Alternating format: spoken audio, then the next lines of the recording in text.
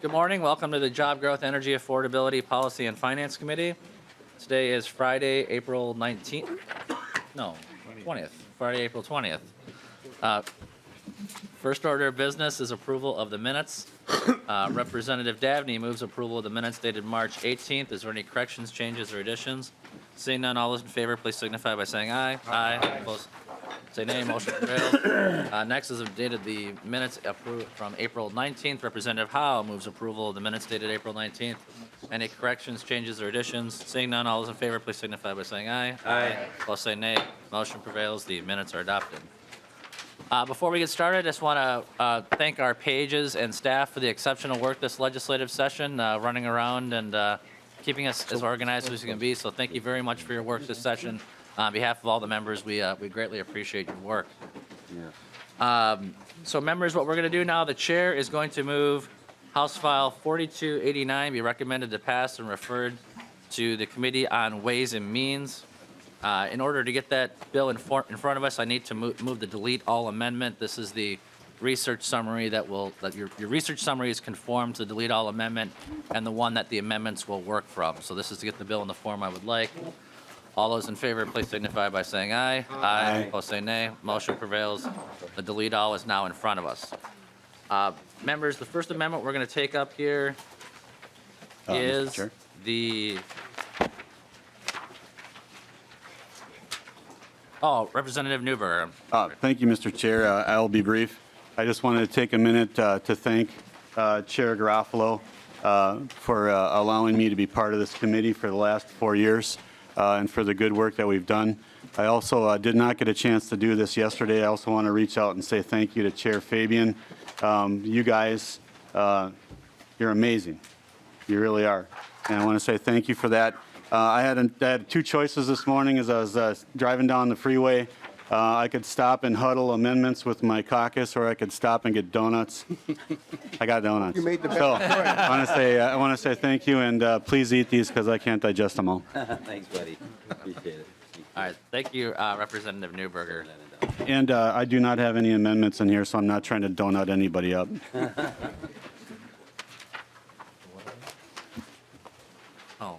We did yesterday. So, okay, so members, the first amendment we're going to take up, Representative O'Neill. Go ahead if you want to move your amendment. Thank you, Mr. Chair. I would move the A14 amendment. All right, Representative O'Neill moves the A14 amendment, and Representative O'Neill, I think, obviously members of the committee, I think are familiar with your amendment, but if you want to do a quick walkthrough of it, and then we'll have discussion. Thank you, Mr. Chair and members. This is the bill, House File 3708, about nuclear power and the PUC. We had a almost 3-hour robust conversation on Monday night. We have some of the same stakeholders that are here in the room. I don't have my Monticello people, but you heard their concerns. If I was going to simplify this bill, of course it's not simple, but in the simple terms, it creates an advanced determination of prudence. It takes what happens now, after the fact, after Xcel Energy has already spent all of their money to do their capital investments, brings it to the PUC. This would do an advanced determination of prudence to decide, are those expenditures going to be prudent? So it has a full and robust conversation before they go out and spend the money on capital investment for nuclear. And that is what the bill does. I've had multiple conversations with the Chamber of Commerce, and they have not been able to come to any agreement as far as language change. So the amendment you see in front of you is the same, with the exception of I did include Representative Clark's request. So it does have the request of having the Prairie Island and the Monticello community specifically named in the bill. So Representative Clark, I have that in there for you. Otherwise, it is as we discussed for 3 hours on Monday evening. Thank you, Representative O'Neill. Discussion to the amendment. Representative Mahoney. Thank you, Mr. Chair, and I apologize. I was not here on Monday. Representative Mahoney, can you pull the mic closer to you? Thank you. Sure. I apologize. I was not here on Monday. I was trying to convince a brother-in-law whose 90th birthday we were celebrating that he should live to 100 just to irritate his wife. But could I get a just a brief view from what this is doing from Representative O'Neill. I was having such a good time with my pneumonia in California that I did not follow much of anything. So if the author of the amendment would briefly talk about what it does. And Representative O'Neill, I know we generally do not allow public testimony at the final hearing for the omnibus bill, but if you want to phone a friend, that's fine too. But Representative O'Neill, I know you know the bill, so Representative O'Neill. Thank you, Mr. Chair and Representative Mahoney. Sir, Excel Energy is more than welcome to come down and offer any other comments that they would like. So if Rick Evans wants to come back down, I would agree with that. that would be fine. Representative Mahoney, it simply shifts the burden from after they expend all of that capital investment. So right now, as you know, the PUC does determinations of prudence after the money is spent. This would shift it to before the money is spent. And so they would have the full and robust conversation before they spend the money, whether or not these expenditures are prudent. And that is what the bill does, Representative Mahoney. So if Mr. Evans wants to come forward, he can cover the individual subdivisions for, so please state your name for the record and proceed with your testimony. Mr. Chair, members of the committee, I'm Rick Evans with Excel Energy. I think Representative O'Neill explained and I couldn't completely hear the question, so there may be an additional question that she didn't answer, but what she explained is the case that currently the PUC analyzes prudence in the rate case process before these investments are put into our rates. What we're asking for is an analysis of the prudence of these expenditures before we spend the money based on a detailed budget that we would file with them. And then when in a subsequent rate case, when we came in, as long as we came in under the budget that had been approved, there would be no further examination of prudence. So that, and essentially giving us the comfort when we're making the investments that we've already met with our regulators and received approval for the expenditures up to the limit that we have proposed. Representative Mahoney. Thank you, Mr. Chair. Now I understand what we're doing here. So I'm going to build a base for the question, then I'll ask the question. Nuclear power plants, you cannot have an accident. Just there is no room for error in nuke plants, both for human cost and money, environment, PR for nothing else. So this says if you come in under budget, what happens if, and I've worked at nuclear plants, there is always one thing that goes unplanned, shows up unplanned. So what happens if you go over budget? Mr. Evans. Mr. Chair and members of the committee, so there's a couple of things that could happen in the process. So let's say we propose this budget and it's been deemed to be prudent by the Public Utilities Commission. Under the bill, we come back in every 2 years to let the PUC know how we're doing toward our budget. And they're empowered to make whatever orders they need to make to protect ratepayers in those reviews.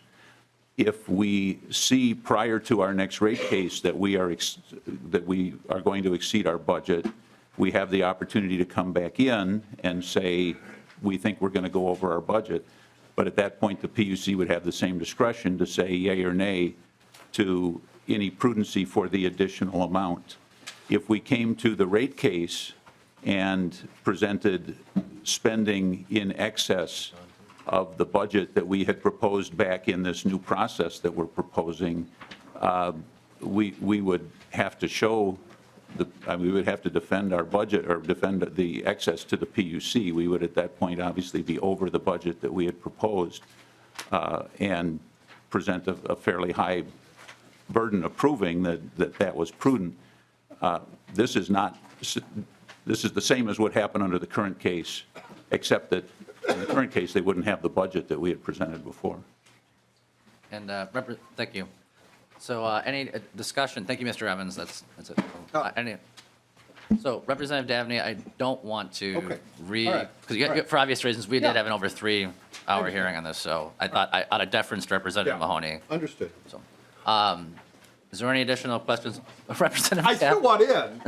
I'll let Mr. Evans go. Yes, okay. But, you know. To the bill, to the Yeah, amendment. To the amendment. To the amendment, Thank you, Mr. Representative Chair. Dabney. You know, as I'm hearing this, I also was not able to be here on Monday. I believe I was in a separate committee. I hear Representative O'Neill use the word prudence, and I heard Mr. Evans, who shall not be spoken of after this,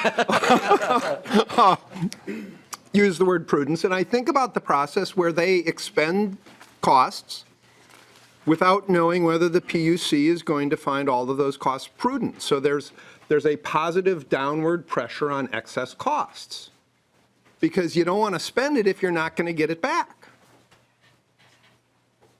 And you're talking about removing that positive pressure for prudent expenditures from the system. And just to your community, Representative O'Neill, the last time they upgraded the facility in Monticello, they went $400 million over cost, which is a different definition of prudent than I think most Minnesotans would accept. Because I don't think $400 million over cost qualifies as prudent expenditures. And it was ratepayers who have to pay that. So Excel comes forward, and they want less accountability to the public and more costs then shifted to the ratepayers when they don't act prudently. So I guess after that, I would urge a no vote on the amendment. Thank you, Mr. Chair. Representative Moran. Thank you, Mr. Chair.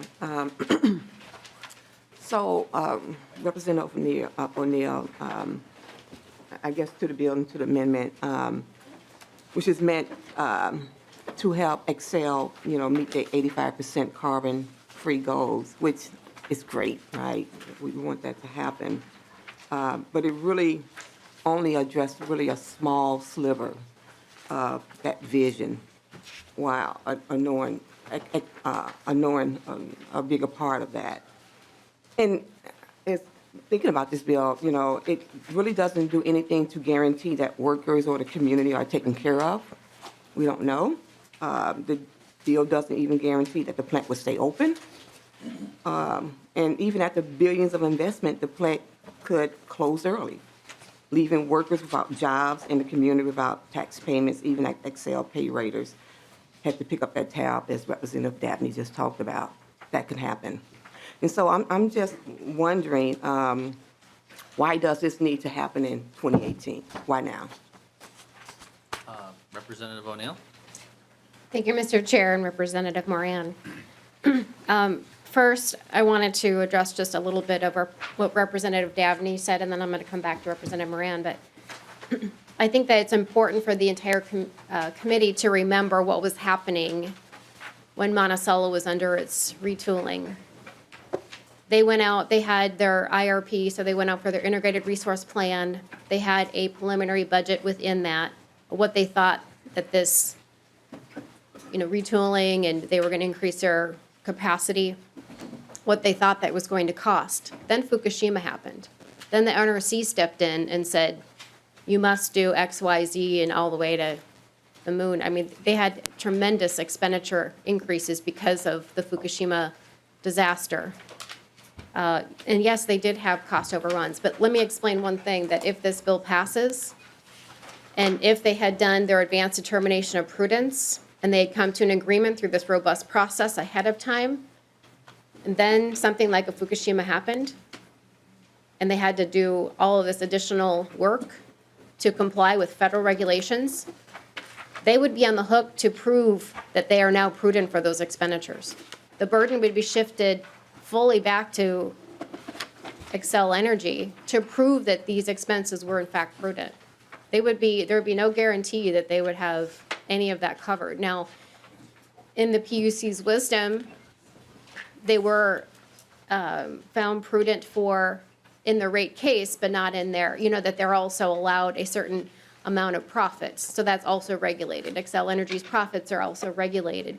So they weren't able to connect or be compensated for these overages in their profit margin.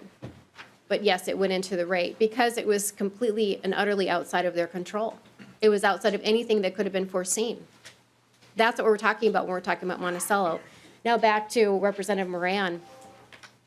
It's not up to Xcel Energy whether they keep a plant open or not.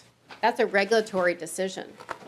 The PUC will decide in the IRP process, in the Integrated Resource Plan process, whether or not this plant or some other plant stays open and for how long. And as you all know, the PUC in their latest letter to Xcel Energy said, oh, by the way, we want you to come up with an integrated resource plan for early closure, not on-time closure, but early closure of all of your aging baseload. We want a plan for closure at end of licensure. We want one that would be extended. So this is something that the PUC is already thinking about and looking at. This isn't an Xcel Energy decision. But if they have these conversations of prudency, and so prudency, Representative Dabney, prudency is the word that the PUC uses to determine whether or not an expenditure has been properly spent. So if they're going to determine prudency ahead of time and there is something that happens, it's on Xcel Energy. They have to then prove that they actually spent prudently after the fact. Representative Moran? Mr. Chair, Representative, so why does it need to happen now in 2018, especially when, given that this is going to be very controversial? And so why not give the stakeholders in the summer and the fall to work on this, and, you know, the legislature will be back before the next, before Xcel next resource plan is filed. Why not? Why not wait? Representative O'Neill. Thank you, Mr. Chair and Representative Moran. Thank you for reminding me of that additional question. So why now? I think it's important because it was very recently, in recent memory, that the PUC did ask Xcel Energy to say, give us an integrated resource plan of early closure of all of your aging baseload plants.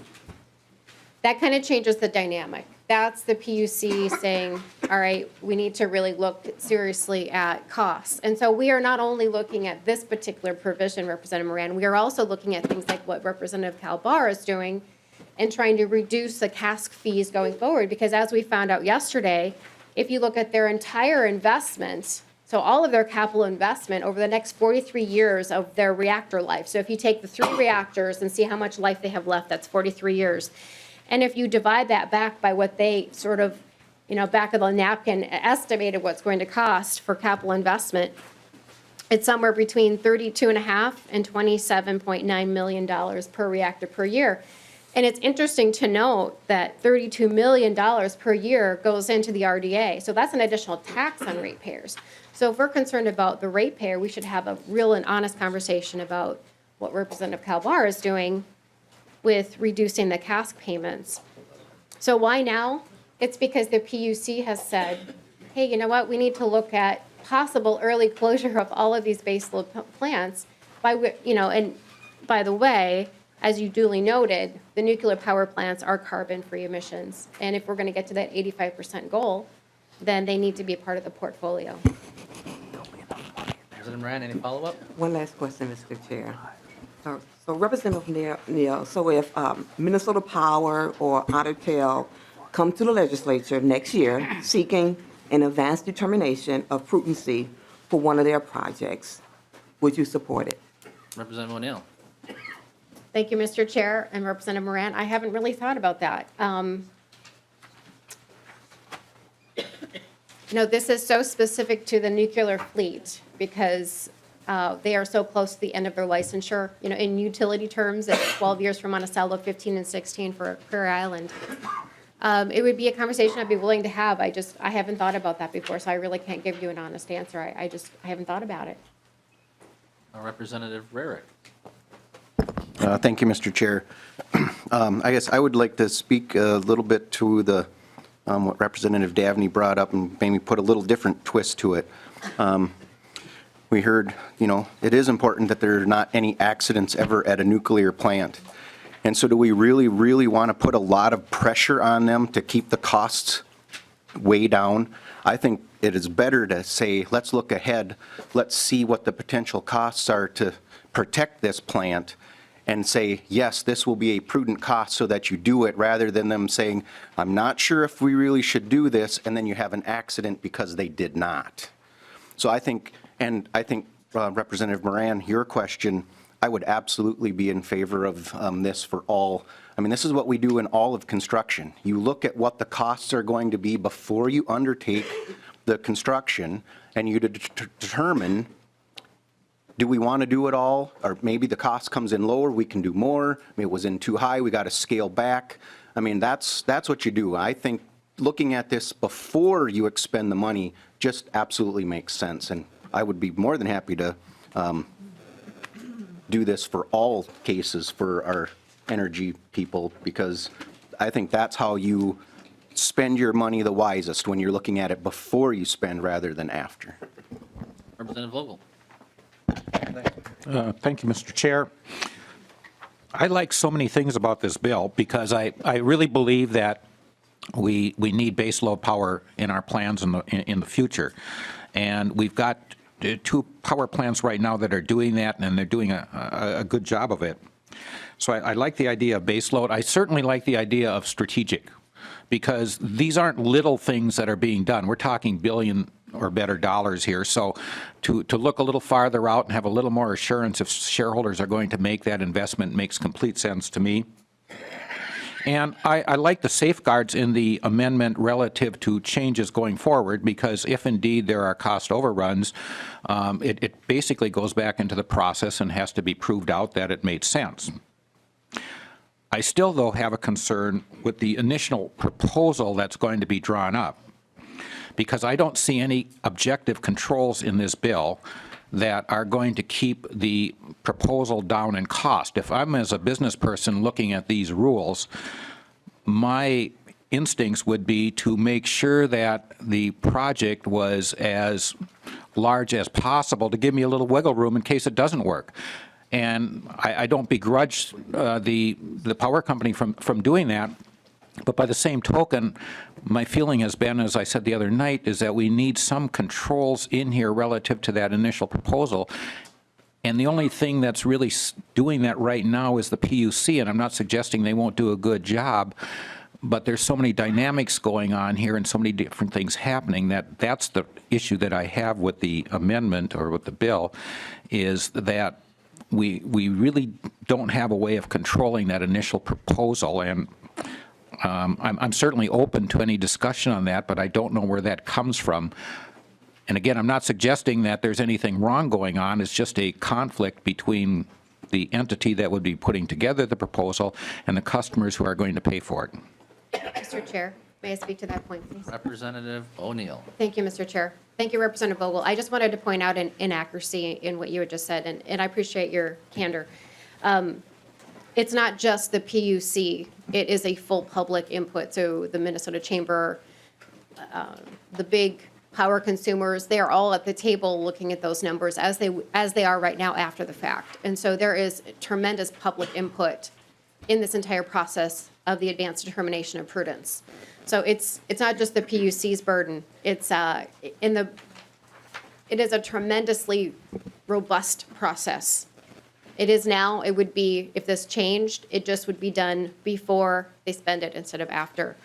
So I just wanted to point that out, that it's not just the PUC that is looking at all of these expenditures. The other thing I would say too is, if you understand, it's almost an 18-month process for a rate case. It is incredibly comprehensive. They look at every single thing. They have a track record for years and years and years and years of what are appropriate expenditures for our nuclear plants. There is a base of knowledge that is unbelievable already out there. So they certainly, I don't think Xcel Energy can come in with inflated costs and blow smoke or whatever, because there is so much data already there that is in the hands of the PUC, and as well as the chamber, who will come in and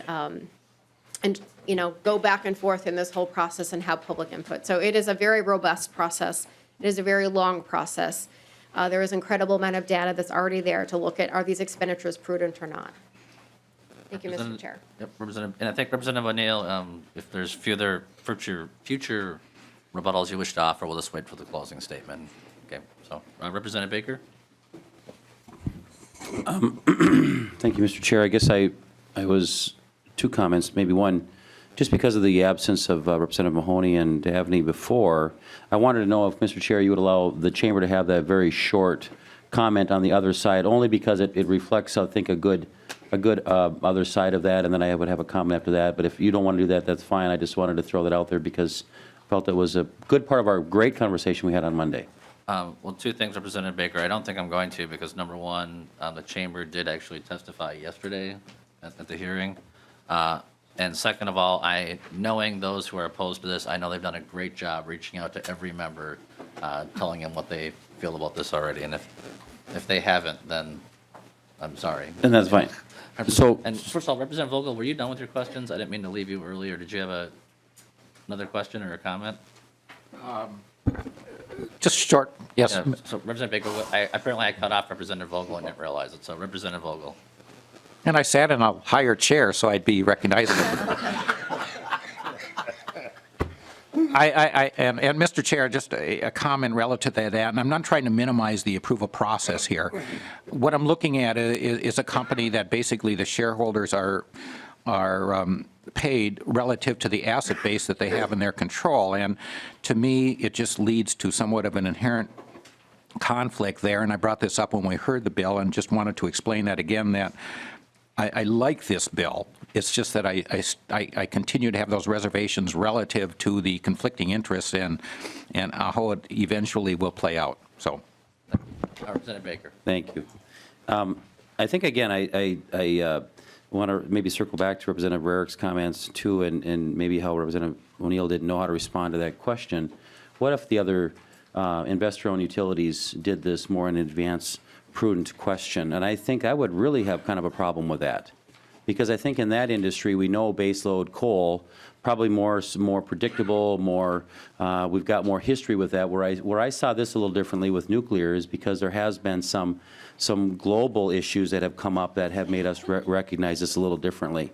And this is a tough issue. I think for me, I'm still having a hard time with this bill because I do love nuclear. I think it's a great base power plant.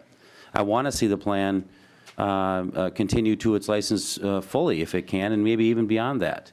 But I do know that I get nervous when we allow companies to sort of do some rounding up. And that's what has my concern about the ratepayers and the comfort level then shareholders have versus the ratepayers when it comes to that rounding methodology. That's the part that I'm having the most conflict with, I think, here too. So I'm glad we're having this conversation. I think it's a fabulous bill for the most part, but I can see where this is going to be something that doesn't have the same teeth as it would if it was done the other way. So I just wanted to make that statement. Thanks. Representative Newberger. Thank you, Mr. Chair. Members, what I've learned over the last 6 years of serving in this body is that oftentimes we get really caught up in trying to create perfect. And we strive to create perfect, and perfect doesn't exist. You'll never have a perfect anything this side of eternity. It's just not going to happen. But I'm not going to let perfect get in the way of really good. And this is really good. I support this because at the end of the day, what this bill will do is it puts us one step further forward into guaranteeing some regulatory certainty with a PUC that has a long-time reputation of not offering regulatory certainty. We need to bring some certainty back to this equation, and I think that this bill is a good bill, and I think it takes a step in the right direction. Is it a perfect bill?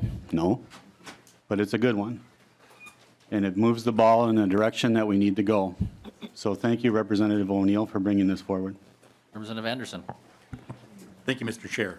I think one thing we sometimes lose track of here is that nuclear power is clean power. It's something that we all feel is important. And I also think that one of the reasons this is such a hard debate is, natural gas has become so cheap that there's a question of is nuclear as efficient as natural gas, for example. And right now it probably isn't because the price of natural gas is so low. But again, these plants are scheduled to run for 12, 13, 15 years. And that's a long time in terms of commodity markets. And if we had any assurance that natural gas would be as cheap as it is 10, 15 years down the road, I think that would make a difference in how much we want to promote these extensions. But we can't make that assurance. And because of that, I think the power companies need a diverse portfolio of baseload power. This, I think, would help do that. So that is also why I support this bill. Representative Scott. Thank you, Mr. Chair. And this has been a really difficult discussion to have, and it's a complicated issue. And I respect people on both sides of the arguments here, and so it's really difficult to make the decision. I do have one question for Representative O'Neill, if I might, Mr. Chair, and that is, under the current process, if there are cost overruns and, excuse me, Xcel Energy goes back to the PUC and said, you know, we need a rate increase to compensate us for these cost overruns. What is the current process that they go through now? Or let me rephrase that. What are their options with the PUC if they're denied the ability to raise their rates for cost overruns? Representative O'Neill. Thank you, Mr. Chair, and thank you, Representative Scott. So let me back up just for a minute. So when you say cost overruns, I know we're talking about the Monticello nuclear power plant and when they were, you know, increasing their capacity. So they, in their IRP process, they just have a very kind of broad number of what they think it's going to cost. And that is what the PUC looked at and said, well, you said it was going to cost in this ballpark. And so what it actually cost was more than that. What happens right now is all of the expenditures, whether they're close to what they had anticipated, sort of a ballpark figure in their IRP, whether it's that or if it's more, all of it is under the rate case. Again, that takes about 18 months or so, and it's incredibly robust. So that's what happens right now is they look at all of the expenses after they've already been made and said, you know, were these prudent or were they not? What happened in the Monticello case, again, was they were credited for all of the expenses because it was, you know, the NRC coming and saying you need to spend all this extra money. It was included in the rate case. It was not included in, they couldn't take a profit off of that. So the percentage of profit that they were allowed was reduced. So the shareholders did not receive anything. In this case, they would have this conversation in advance to say, here's the budget, this is what we, and then it would be an incredibly detailed budget. They would have that conversation before. Representative Scott. Thank you, Mr. Chair. And so when they made the previous upgrades, because they were basically ordered to do so, and they didn't prevail in the rate case, could they not have gone and sued the PUC and taken them to court to make their justification before, if you will, a higher court, a higher authority? Representative O'Neill. Thank you, Mr. Chair. And Representative Scott, yes, I believe that they could have done that, but I would like to just check in with Excel just to make sure that I am correct, but I believe that they could have gone to a court after that. Representative Scott. I see Mr. Evans is coming forward here to answer that question. Sorry.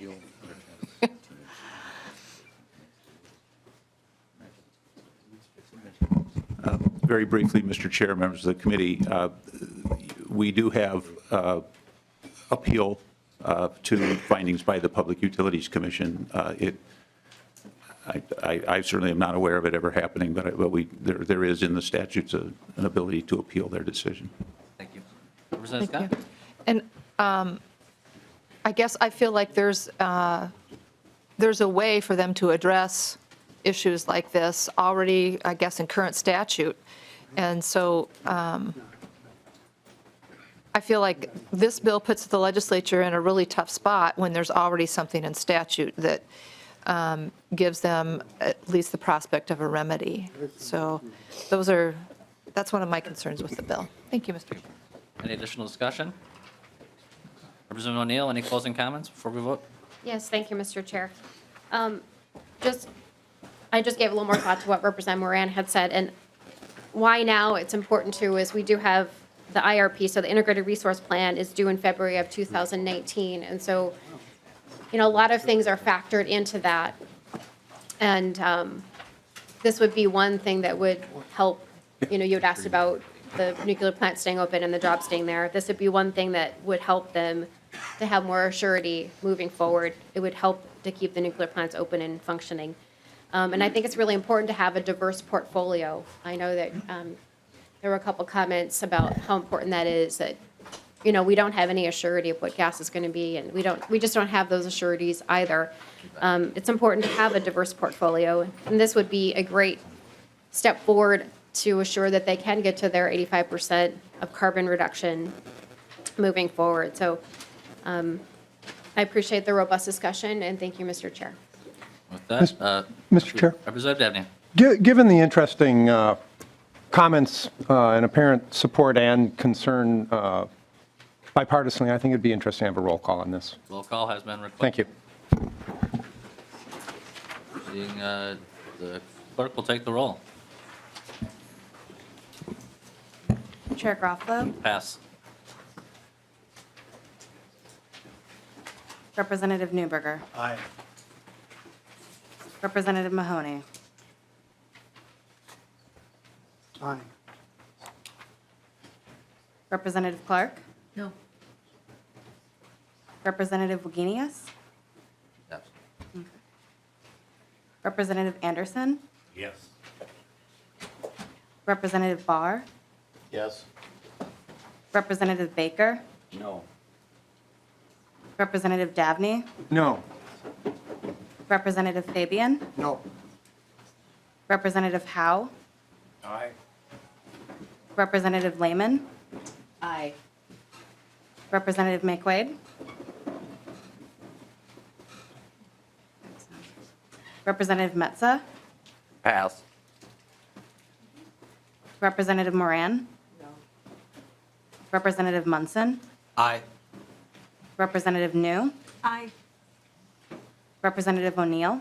Yes. Representative Rarick. Yes. Representative Scott. No. Representative Sundin. Yes. Representative Thiessen. He's not on the committee anymore. Sorry, I still had him on my sheet. We were fed up with him. No more. Okay. I thought he hadn't resigned quite yet. But Representative Vogel. No. Representative West. No.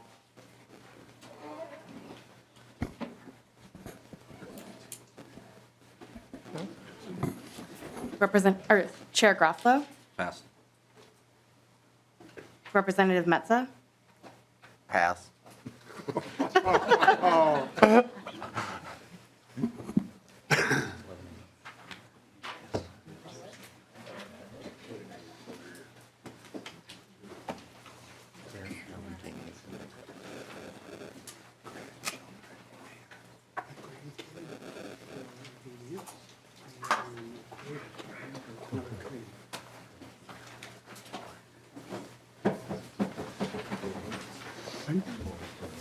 There being 11 ayes, 8 nays, and 2 passes, the motion prevails. Members, the next amendment is the A16 amendment. Representative Clark.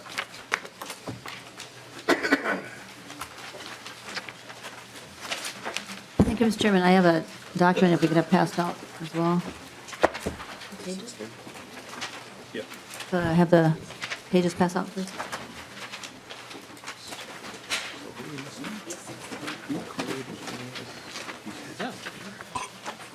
Thank you, Mr. Chairman, and I want to thank you for working with me on this amendment. This is an amendment that deals with the issue of childhood lead poisoning.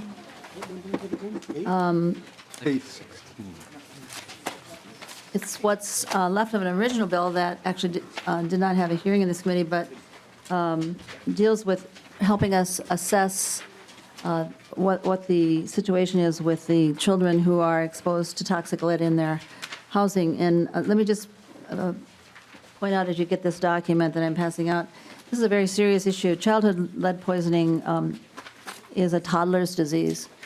And every year in Minnesota, we have between 700 and 800 700 and 800 children who are permanently disabled by their exposure to toxic lead in their homes. And it's a totally preventable disease, as we talk about it with the health department and others. And we have some resources that we've been dealing with over the year.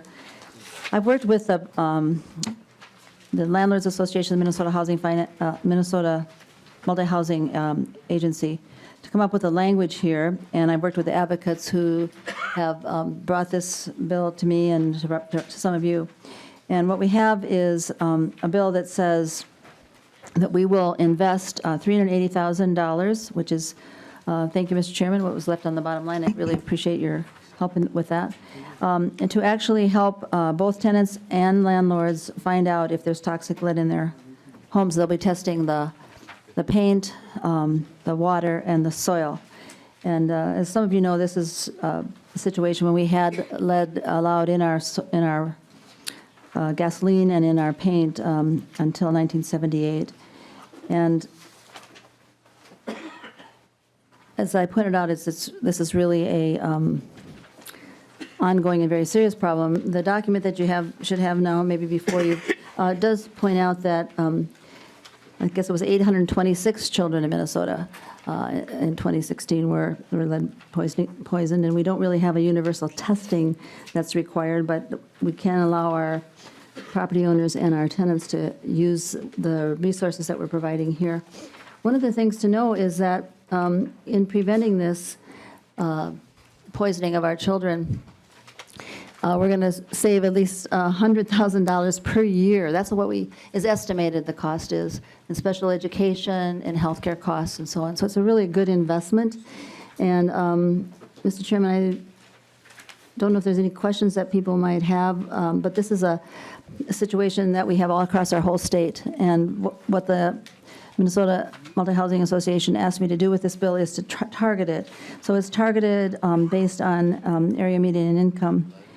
And so I guess I would just ask members' support and be glad to answer any questions. There may be somebody in the audience if you want to testify about support. If not, then we can just go forward.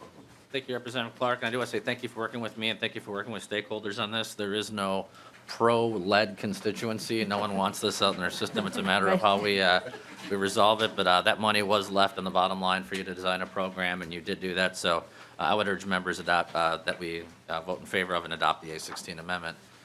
Seeing no additional discussion, all those in favor of the A16 amendment, please signify by saying aye. Aye. Opposed, say nay. Motion prevails. The amendment is adopted. Thank you, Senator Clark. Mr. Chairman and members. Members, next on our list is the A18 amendment. This is an author's amendment. It does, number one is it includes House File 1119, which is on the General Register. It passed out of this committee actually twice because it went to the General Register last year, and then during the interim, we sent it back. I'm aware of no opposition to it, so I'm including that. It also includes House File 3948, a West bill, which Representative West, if you want to elaborate on it more, there's no opposition to this. The Department of Public Safety has stated they need statutory authorization to allow this to take place. Again, we're aware of no concern. Because it involves the transportation of modular housing is why it's in this committee. And then House File 4394, we had been told there had been consensus in the language. There was going to be a language to delete this language and replace it with a consensus language. Thus far, stakeholders have been unable to reach consensus, so that language is being deleted from the bill. Beyond that, there is just technical language with regards to what's in the bill. Is there any discussion to the author's amendment, the A18 amendment? Seeing none, all those in favor, please signify by saying aye. Aye. Opposed, say nay. Motion prevails. Representative O'Neill, the A4 amendment. Thank you, Mr. Chair. This deletes out the telecommunications Article 7. It was a Bill 3497, and I'd like to move that amendment, the A4. All right, so Representative O'Neill moves the A4 amendment, and again, in testimony, in order for this bill to go forward, we needed to have a hearing scheduled, and it sounds like that hearing is not taking place. So seeing any discussion, seeing none, all those in favor, please signify by saying aye. Aye. Opposed, say nay. Motion prevails. The amendment is adopted. Representative West, the A11 amendment.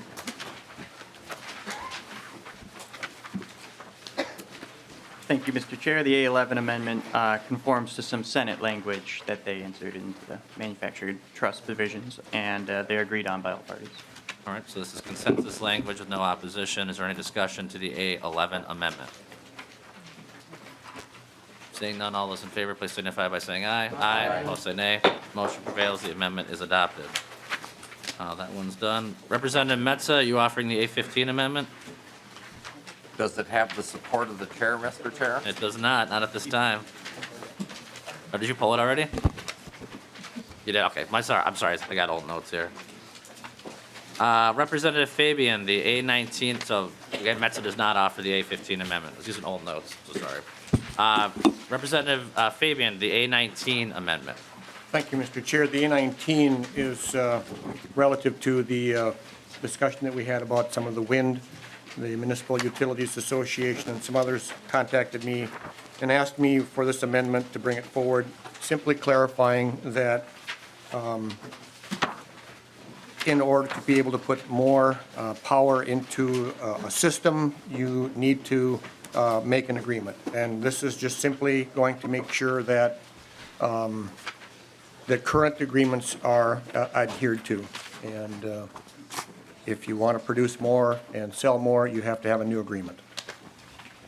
And members, my understanding is that this is consistent with the wishes of the stakeholders in this. Recognize these are highly technical maneuvers, so in the event that there's some corrections that need to be made, it would not surprise me not going forward, but I would urge members to adopt the Fabian amendment. Seeing no discussion, all those in favor, please signify by saying aye. Aye. Opposed, say nay. Motion prevails. The amendment is adopted. Representative Howe, the A12 amendment. Thank you, Mr. Chair. And members, this amendment would restore the deed programs of MIF and JCF funds. This would be done by realigning the money in the bill, and it stays within the committee's target. These funds are used by communities all over the state for economic development. These funds have helped make huge private investments in our communities, and they are highly effective in making redevelopment possible. I could list the numerous examples of how these funds have helped communities and businesses successfully expand in our state, but I believe you heard some yesterday and you've heard testimony in the past, so I'm not going to do that. Mr. Chair, these funds, I think, are used very wisely. I wish that we could put that money back, but I know these funds have been redistributed to a number of great projects. So I'll withdraw the amendment, but would ask if there are additional funds, if they become available, please restore these funds as much as possible. So, Mr. Chair and members, I withdraw the A12 amendment. Representative Howe withdraws the A12 amendment. Representative Mahoney.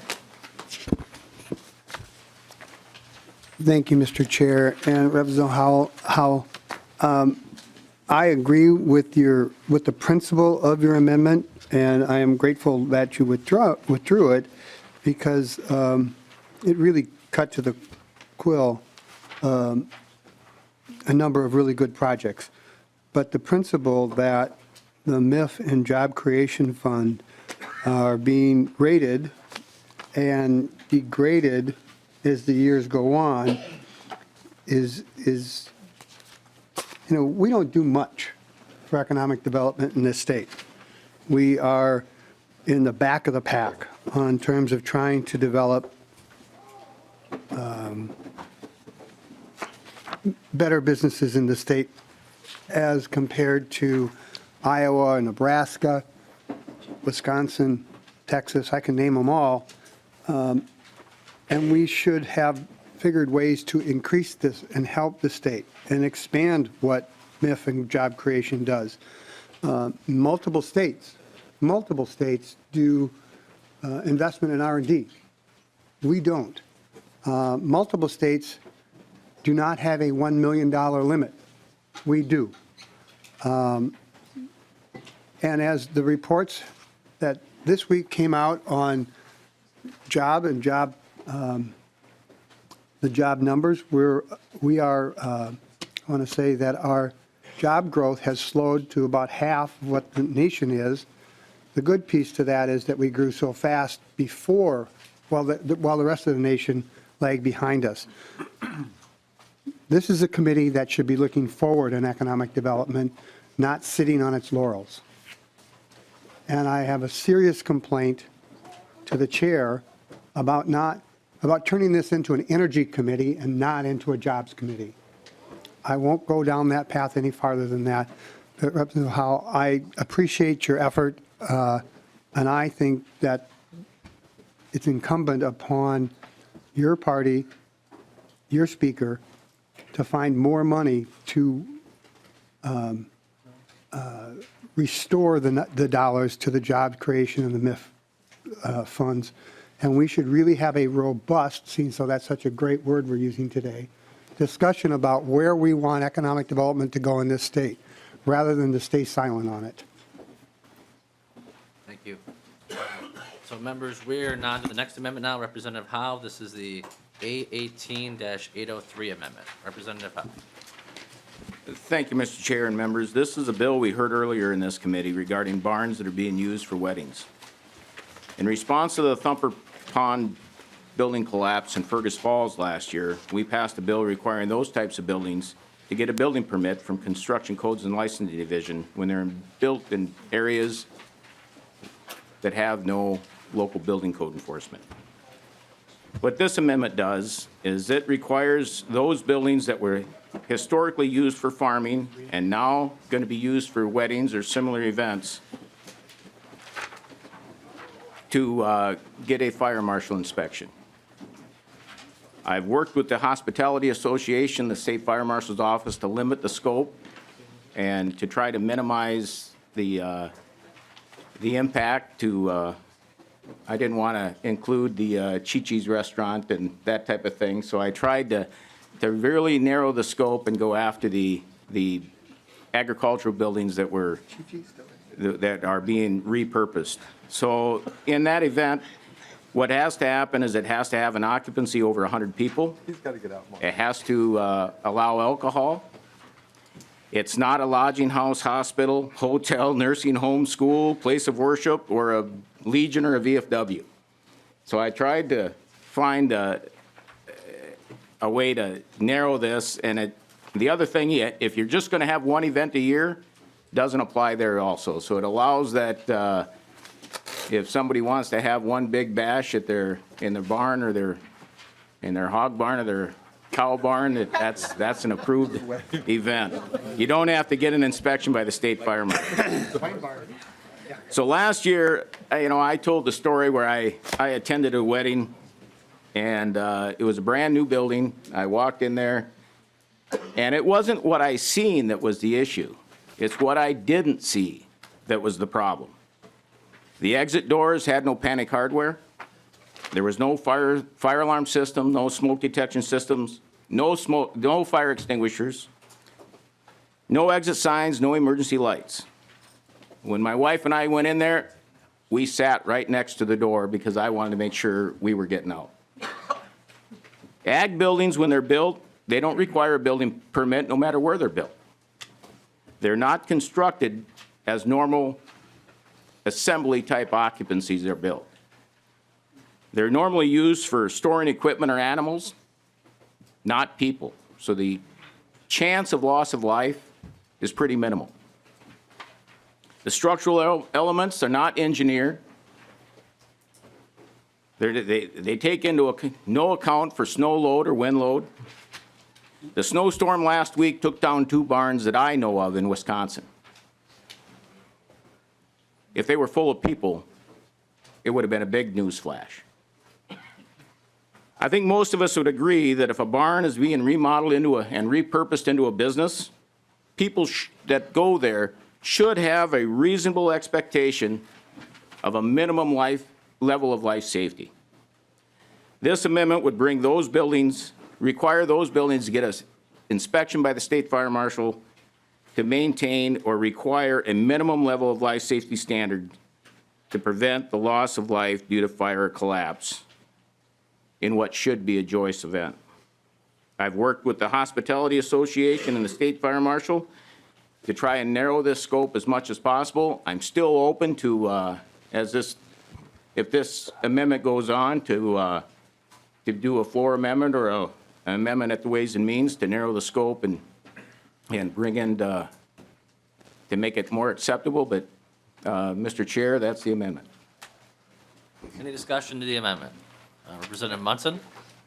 Oh, I'm sorry, Baker, then Munson. Okay. Oh, thank you, Mr. Chair. I want to thank Representative Howell for bringing this forward. I think it's important that I share my story as a caterer, that we do a lot of off-premise catering, and we do a lot of weddings. And I will tell you, the last 4 or 5 years, we're seeing a lot of explosion with barn activities, and I think it's the coolest thing.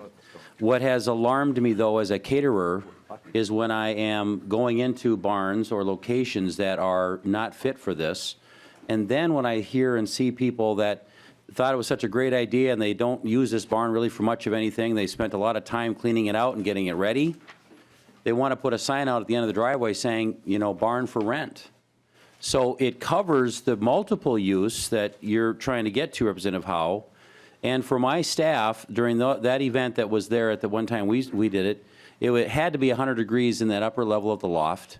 It was extremely uncomfortable. My concerns are many that you've already identified. So I think it's identifying the right component is that if all of a sudden it looks like a business venture and it wasn't built for that, it has to be looked at a little differently when they put a sign at the end of the driveway saying, barn for rent. It isn't just for your daughter that wanted to always have her wedding at this barn because that's the family home site. This is a little different, and I appreciate your work on this, and I will support this. Thank you. Representative Munson. Thank you, Mr. Chair. I wanted to talk about some of the concerns that I have about this amendment. Last year, we fixed up a barn for a wedding reception, and it cleaned it out and had a great event there. Certainly was not up to state code because state code doesn't apply to farms in our district. There's a long list of items that would have to be fixed to bring it up to state code if we were to rent out the barn for that purpose. But this, I guess if a barn was to be used for this on a farm site, that owner of that barn is going to be liable for any injury that would occur. And so they're going to reach out. If this is going to be a legitimate business, they're going to have to call an insurance agent and get an insurance policy that would cover that specific use. I've talked to insurance agents in my district, and most of the insurance agents would come out and inspect that property for use for its purpose. And if it doesn't have fire alarms, then they wouldn't offer the policy. The insurance industry is going to protect their liability, and they will come up with a list of requirements to make that barn compliant. Farmers nowadays don't want to have this extra liability that they could lose their farm if there's a trip and fall that happens on the farm during an event. So I don't support this because the implementing statewide building codes to every township in the state would bring a large burden on people on their businesses. And this amendment was written for a specific purpose for barns. If people built a barn to code and invested all of the money they needed to invest to bring it up to code, I can see how their business plan now would require that they have to charge a lot of money for this event in order to make it worthwhile. And if they're upset that other people are renting out barns for a fraction of the cost, this bill would look to protect their business and their interests. But it's to spend $500,000 fixing up a barn to bring it up to everything, all the statewide building codes would be really expensive, and it would prevent people from getting into this business. I'd like to ask Representative Howe a few questions about the bill to understand its intent. And I would like to start on line 1.17 of the amendment, where it says the place of accommodation means publicly or privately owned building historically used for farming. Who determines, and what's the purpose of this? Is it just you're looking at if it's a barn, if it was always used historically for farming, or what if it was never used for farming? Whose burden is that? Is it the owner, or is it the state inspector to make the decision on whether that building had been used for agriculture, or used for farming? Representative Howe. And Representative Howe, it's up to you if you want to take questions now or if you want to wrap these up in a summation statement. That's your decision. I'm not afraid of a few questions, but, I think you can take a look at a building and you know whether it's an ag building, built as an ag building, agricultural building or not. There's a pretty distinct line on whether the building was built to a building code, because I will say that this amendment does not enforce the state building code statewide. What this does is it applies the state fire code statewide. And when the state fire code goes out, there's an existing building section, so it does not bring them up to new code. What this does is brings them up to a minimum level of life safety. So just to give you a little bit of information on how that works, is the state fire code and the state building code work differently. So. Representative Munson. Thank you, Mr. Chair.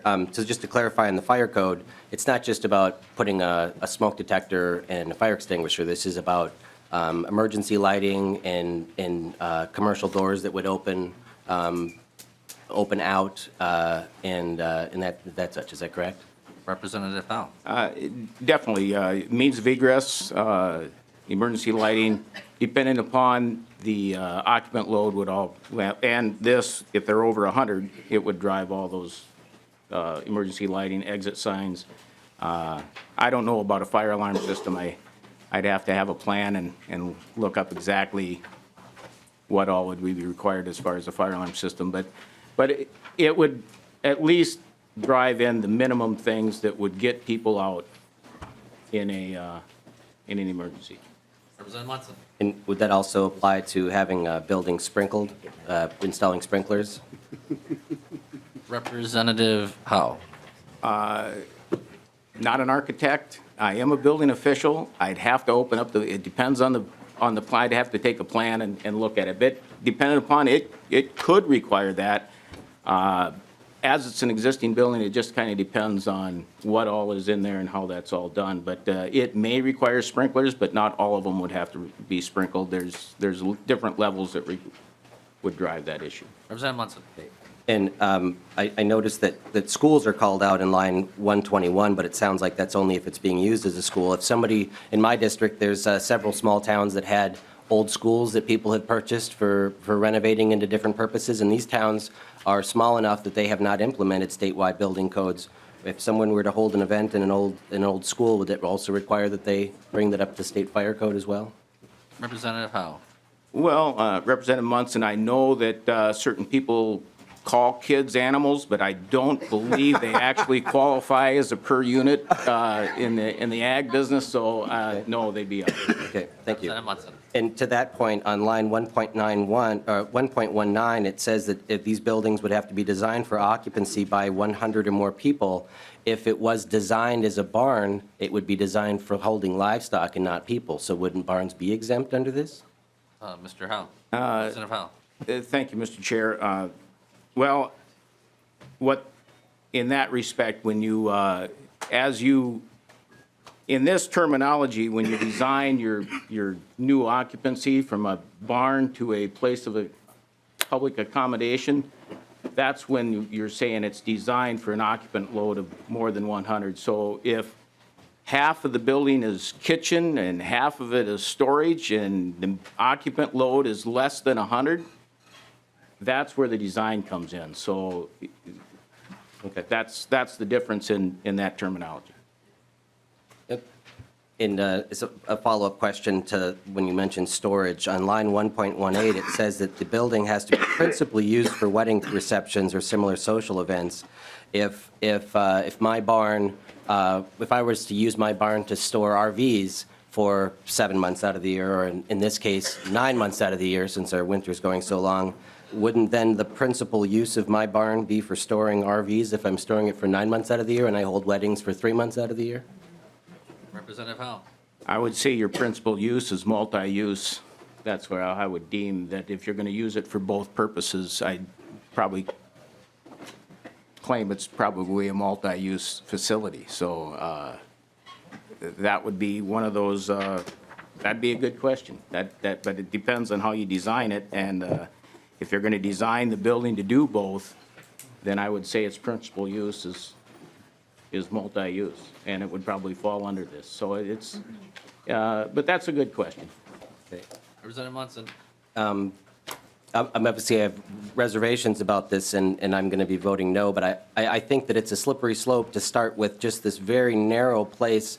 We have a lot of, wineries and breweries in our district and on-farm wineries that have using their facility in a barn, and they may host an event, and whether it is a wedding or what's noted here as similar receptions, I think that this statewide code is going to be applied to more and more businesses. And when one of my counties, Blue Earth County, that I represent, looked at implementing statewide building code, they received a lot of backlash from businesses that were not, ADA compliant, a seed salesman out in the country.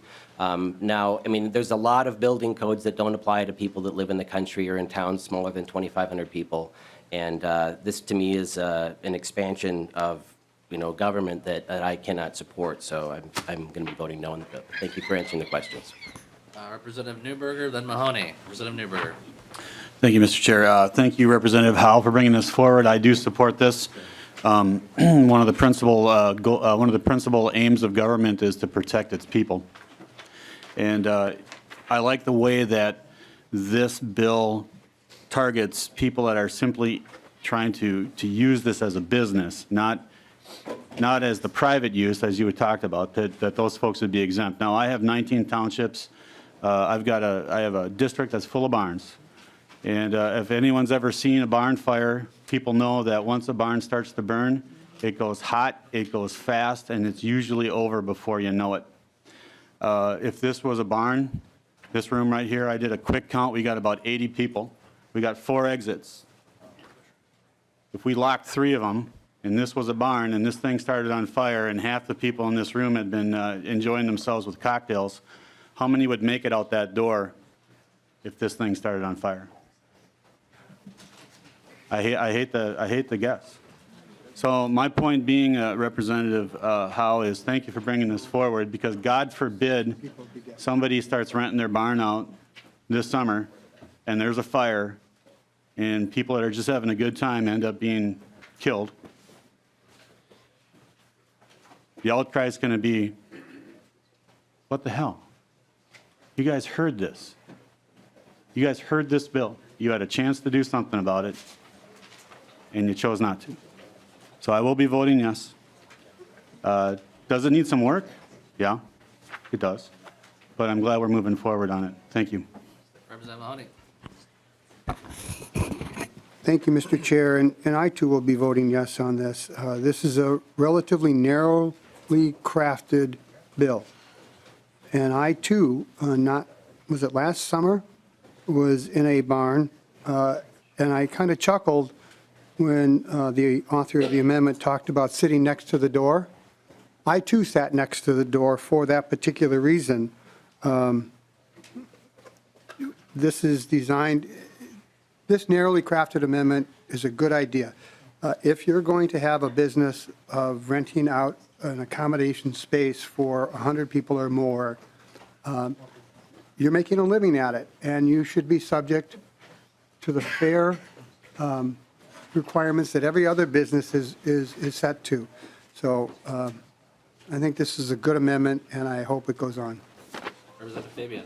Thank you, Mr. Chair. Well, real quickly, I don't support the amendment. I think that there is some work to do. I appreciate what Representative Howe is trying to do, and probably would encourage withdrawing the amendment just to keep on working on some of the issues. Thank you.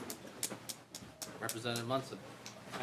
Just a couple of follow-up questions to what Representative Mahoney said, that this would only apply to what other businesses are faced with complying with, and that's not true. This doesn't apply to the other businesses in the district. It's just this one specific type of business if the rest of the county doesn't enforce these rules. But I also had a follow-up question on line 120 where it says serves alcohol. I'm assuming that these 4 items have to all, this barn would have to be principally used for wedding, designed to occupy 100 or more people, serve alcohol, and is not one of these places that are called out. Is that correct, that it has to have all 4 together? Representative Howe. Well, Thank you, Mr. Chair and Representative Munson. Actually, it has to hit the other three. If it's number 4, it's not, doesn't apply to them. So it's actually, it has to do all 3 of those. So if they don't serve alcohol, they don't have to get a state fire marshal inspection. So in that respect, I figured if they have all their faculties, they got a good shot at getting out of there. But if they're had a few cocktails, they probably aren't quite aware of what's all going on. So that's why they can actually have their facility do wedding dances and whatever else they want to do. But as long as they don't allow the alcohol to be on there, they'd probably not get a state fire marshal inspection. Okay. Well, Representative Munson. I'm sad to see that there's discrimination against Mormons having celebrations, but I just also wanted to make sure that but by this understanding, then BYOB and self-serve alcohol would still be allowed. It's not that they have to actually serve alcohol. Representative Powell. No, actually, it's actually, and if that's what needs to be done, we may change that to allows alcohol. So that's probably one of those changes that I'll probably need to make. So. Okay. Thank you, Mr. Chair. Yep. Representative New. I apologize. I had to step out for another committee. Just a quick question, hopefully. Representative Howe, do you know, as a building inspector, are there other businesses that are currently not subject to building inspections? Or is this barn situation sort of unique in that it was built for another purpose and therefore exempted and is sort of being grandfathered into this exemption currently? Representative Howe. Well, if it's in the building code is required to be enforced in any community over 2,500, a population of over 2,500. If you're outstate, let's say if you're building a house, if you're a residential building contractor, you're supposed to build it to the residential building code. The problem is with the lack of inspections and enforcement out in those rural areas, the chances are it's probably not. But this does not go to enforce building codes. You'll see that if you go out, there's a statute that requires hotels, motels to be inspected every 3 years by the state fire marshal. They can be constructed without a building code, but the state fire marshal comes in and requires minimum life safety. They go up to resorts. They do a lot of different places get a state fire marshal inspection. Doesn't mean that they were built to the building code. So this just, as we've seen the wedding barn thing pop up, it looks like this is something that we're going to have a lot of people in a building that wasn't designed for this, and that's why we've targeted the wedding barn situation right now.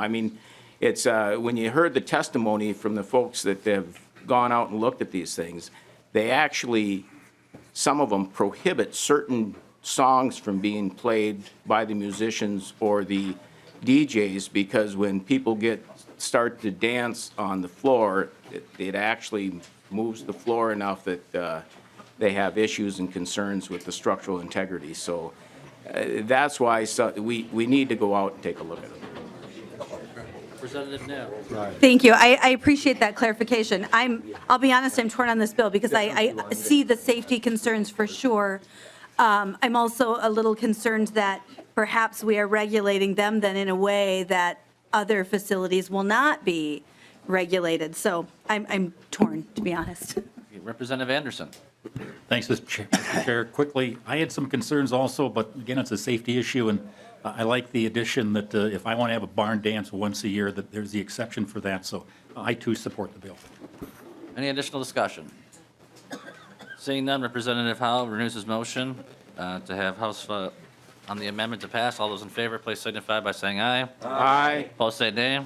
No. The motion does not prevail. The next amendment is the A20 amendment. Division. Well, the chair did rule on it already, Representative Mahoney. We can only ask for division after a ruling. Mr. Chair, we can only ask for division after a ruling. You don't hear the vote and then ask for the division before a ruling has occurred. No, the way it works, Representative, is first of all, there's a vote. After the vote, a person can call for a division. The chair can make the ruling. Before he hits the gavel, you can make the ruling. But once the gavel falls, the gavel falls. But I guess if it's a real big deal to you, you can push the issue and we'll do a division. That's what you want. But just procedurally, once the gavel falls, that's when the ability to call a division ends. But you're really going to push it? It's up to you. I got a funny feeling the amendment's not going to pass if we do a division, so. I have that feeling too, Mr. Chair. Okay, so the next amendment is the 820 amendment. Members, this is the wireless carve-out from the bill. What it is 5% of the appropriation for broadband, $750,000 goes to that. What it does is up to $300 of the installation costs, up to half the cost, $300 may be used for the satellite installation, and then a monthly incentive, monthly subsidy for only 1 year of $50 a month. So a grantee would receive no more than $900 for access to high-speed internet. This would only be available in unserved territories in the state of Minnesota. And I offer this amendment if there's any discussion on the amendment. Representative News, Lehman, and Mahoney. Thank you, Mr. Chair. I'm sure it is no surprise that I don't support the amendment. And I would just suggest that I live in a very underserved area, and so I've looked extensively into the different satellite options, and I just have concern about the satellite options. I certainly appreciate looking at other options. My concern is just that until the satellite companies lift their data caps, it's just not a viable option for most families. Currently, the two main companies, HughesNet and Viasat, have 50 gig data caps, and the average family is using over 200 per month. And so the reality is that means for about a week and a half, we will have good internet service, and for the rest of the month, I can quote from the Viasat website, once you hit your data cap, there's a disclaimer that it may greatly impair your ability to use the internet after you hit that 50 gigabytes. And so for that reason, I think that this is just not a tenable option. Representative Lehman. Thank you, Mr. Chair. And I just wanted to say a couple of things about the bill. I was the author of the broadband bill. And the reason I agreed to author it is because it was a big ask. It was, in excess of 51 million, but it was based on a calculation that we had asked the broadband task force to do for us last year. And I think it was actually, maybe it was Representative Mahoney that asked the question. The question was, when are we done with broadband, and how much is it going to cost? And I thought that was a good question. And so I think the task force took that seriously, and they calculated that right now there's 252,000 unserved households that will not meet the broadband goals that the state of Minnesota has set. So they figured out it costs a little bit more than $5,000 per connection, $5,500, and they came out with a figure, and then they figured 50% of that, because the broadband program that we're currently using has the state of Minnesota participating at a level about 50%. And then it subtracted out from that federal funding that's available and came up with a dollar amount. And then they divided that out by 4, because they're looking at accomplishing the Minnesota broadband goals, border-to-border broadband, in 4 years.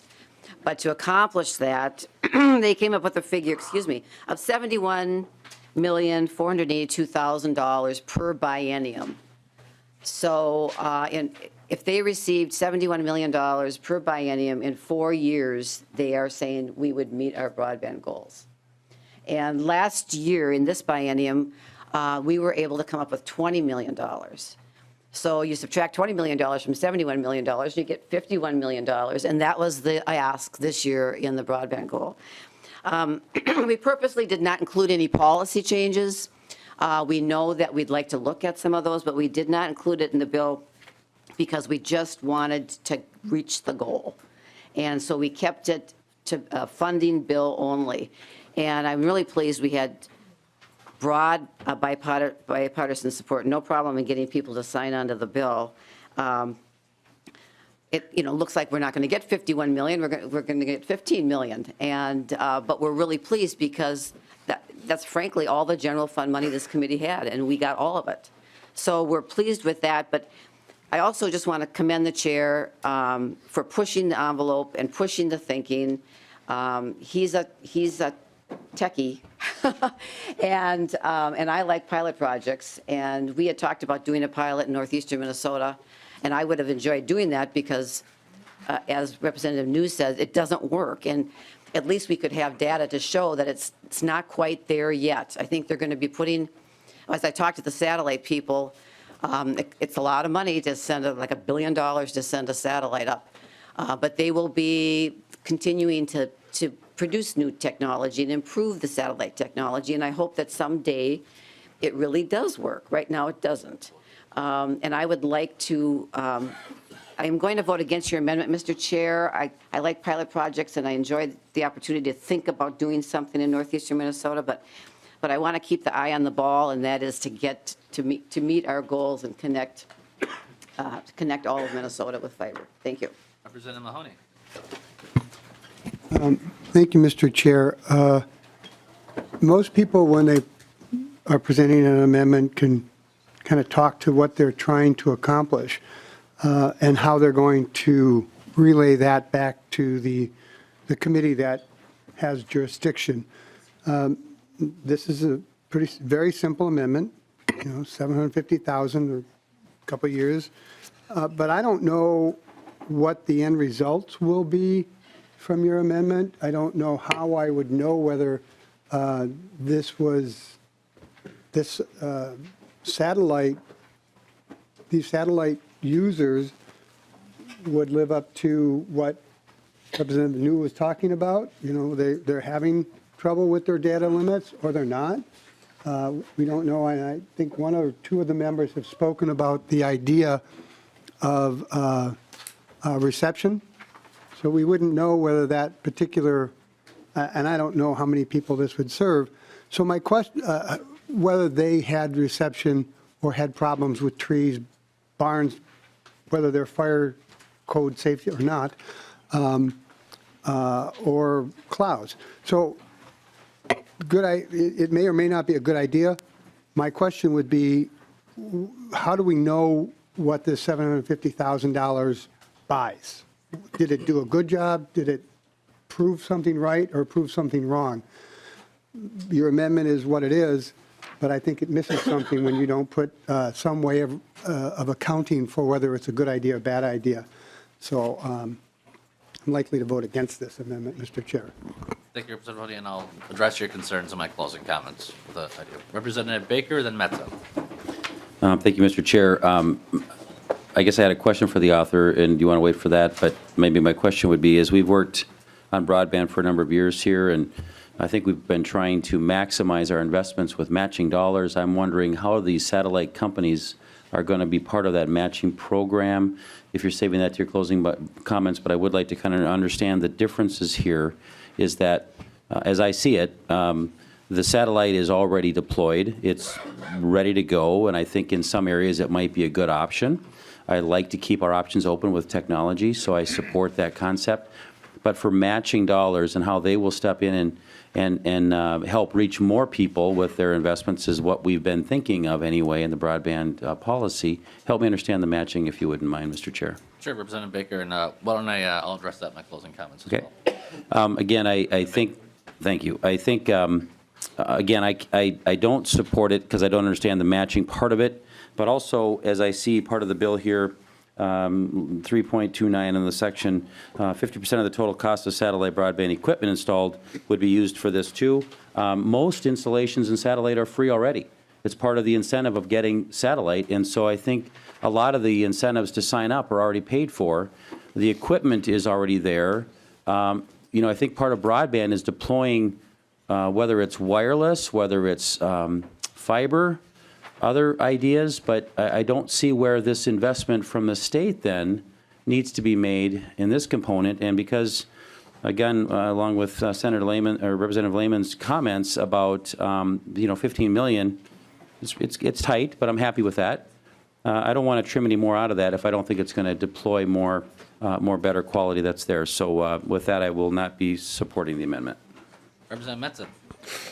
Thank you, Mr. Chair. And one of the things I've learned on this committee is you do push the envelope in terms of thinking outside the box. And I've enjoyed that these last 4 years. And I think on broadband in particular, when we're thinking about it, we've got to be focused. There are some areas that will just never realistically have the capability of having a line drawn into their home. And I think the amendment needs a little bit more work, but I think we should be looking at technology from an agnostic point of view in this committee and making sure that we are providing the communities and people who live, at the end of that road, the best alternative. And I think just one thing to clarify that you had brought up, Representative New, was the caps. And I've discussed caps for quite a while in this committee. They exist on your cell phone. They exist on your home internet, unless you're paying for unlimited coverage. They exist everywhere right now. And the companies want you to go over on the cap, so you end up paying. And I think it's a little disingenuous to say that, this is different in that way, because most people aren't paying for unlimited service. I have 2 internet lines coming in my house. One is a CenturyLink line, one is a MediaCom. And they both have their benefits. I have unlimited service on the CenturyLink, and I pay a premium for that. And the MediaCom just offers a faster internet for streaming and other things that my wife and I enjoy as a younger family, and many other families enjoy around the state. But we should be focused in this committee on making sure that we aren't allowing these companies with these state dollars, the federal dollars that were released for matching, to continue capping data on people and limiting their access based on their financial means. Because one thing we can do to allow people to get a little smarter, our kids to learn a little more, is to have them be able to access information at their fingertips, which I appreciate all these companies in the same token being able to offer. But we've got to get rid of the idea of you got to pay to play, pay to learn, pay to search. And that's one thing I hope we can work on with it moving forward. But I am glad that we've got some funding in here. And as always, Mr. Chair, in my closing comments in this, I'd like to really thank you for your work on broadband. I know that you've been a strong proponent of it for many years and enjoy funding it as much as we all do. So thank you. It's a fact, no one has chief authored more bills signed into law for broadband than Garofalo. Representative Barr. Thank you, Mr. Chair. Just a couple of comments. What I like about this bill is that it offers options. Not everything is going to work for every household. That's one of the things I do like. I like the fact that in the broadband report, they estimate at $5,500 per customer to get everybody hooked up in the state. And this is about $900 per customer on this, according to what the bill's written. I like that. It's much, much cheaper than putting a line in the ground. And feel free to correct me if I'm wrong on this, but the statute says, 25 down and 3 up. So there is nothing in the statute about caps anywhere. It just says you have to have a speed. You could put the cap at half a gig and it'd still be, half a meg, I guess, not a gig, a half a meg, and it would still fit the statute if you put a wire in the ground. So the caps thing is a totally different issue than actually just being connected to broadband. Representative New again.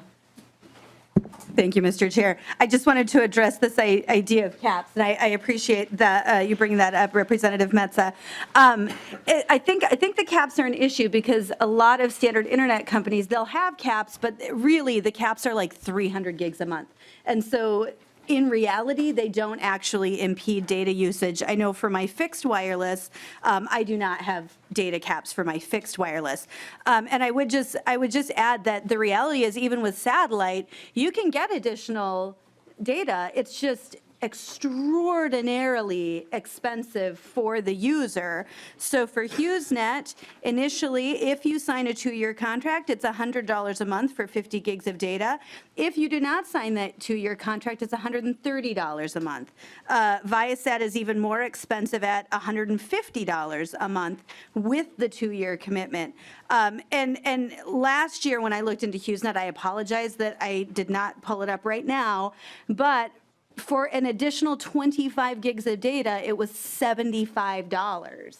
So, I mean, even if, well, you can see how that adds up very quickly. You're up to several $100s a month, even just for 100 gigs of data. So, yes, there are caps in other programs. However, many of those caps are set high enough such that the average family will never hit them. Representative Munson.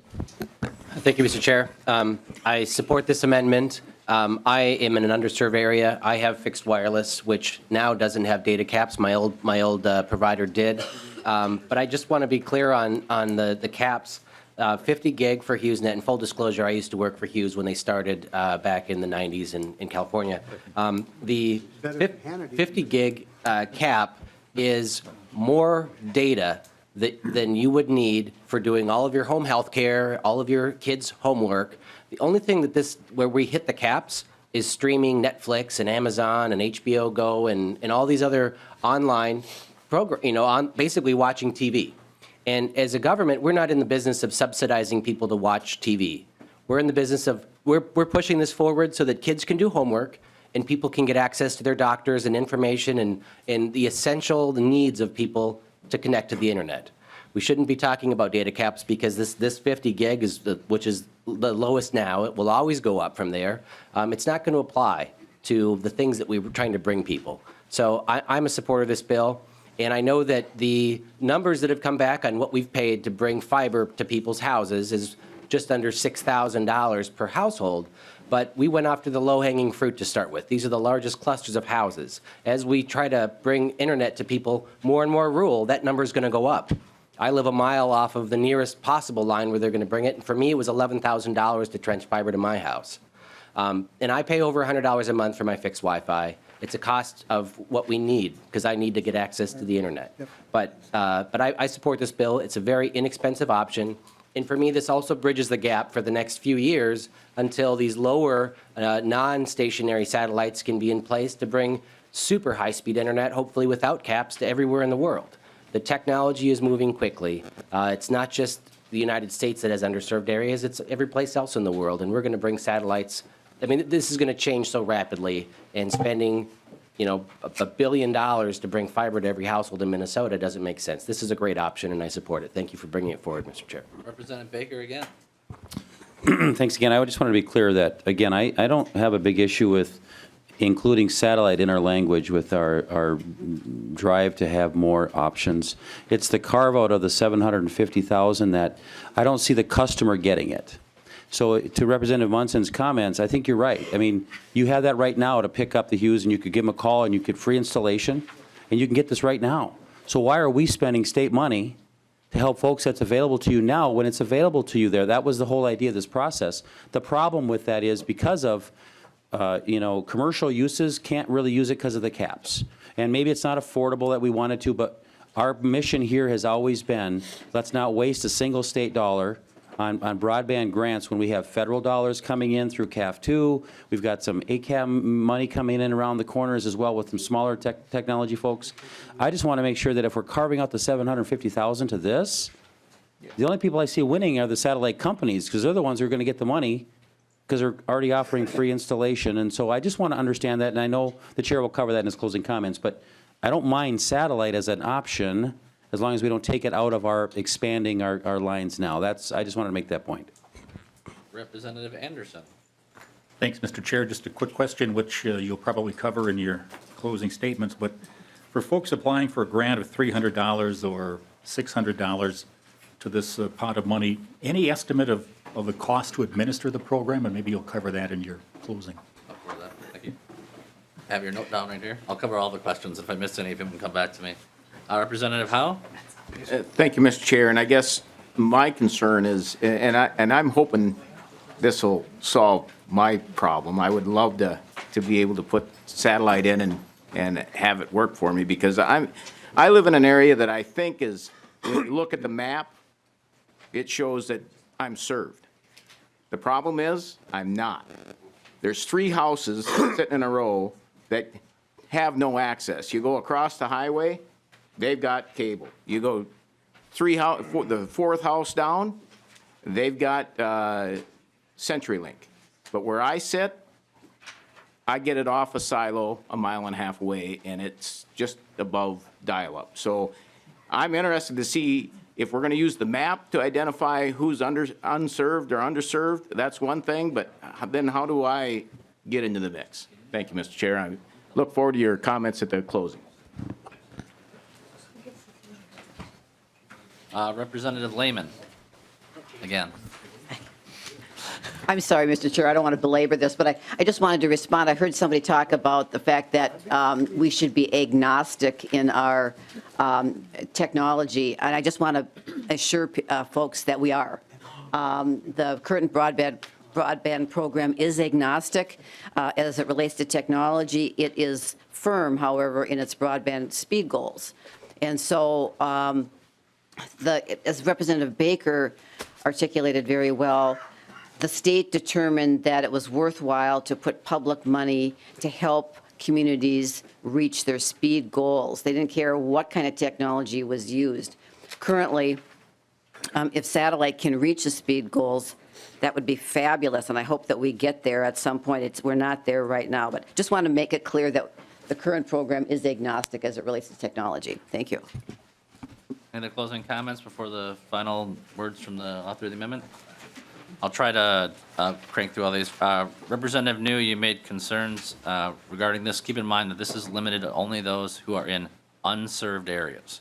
So if you are a person who has no hope of being in an underserved area or in a served area, these are the people who are, we hear these stories about people who have access to nothing. That's who this pilot project would be focused on. Representative Mahoney, you bring up a valid point. The intent of this is to get service to approximately 1,000 households as a test. I'm not opposed to putting a reporting requirement in there, some sort of feedback to ask people how the service worked for them should this bill be enacted. Representative Baker, with regards to your question, what was your question? Yeah, so if you look at 3.29 and 3.30, you can see 50% of the total cost of satellite broadband equipment installed at user locations up to $300, or you can look it over, $600 in monthly satellite broadband subscription charges. So we're going to be empowering the, in that situation, there's going to be some flexibility there.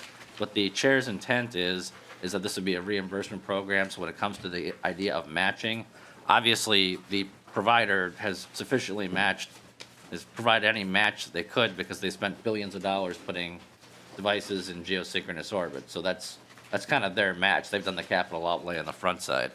With regards to the family or the household that would be purchasing this, their monthly cost should be at or around that area of $50, so that there's going to have some match in that as well. And this is not in perpetuity. This is just for the first year.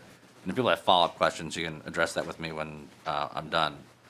In terms of whether satellite is ready to go or not, I would just remind people that for over a year, for 18 months now, we've had high-speed internet being provided via satellite. It has been available.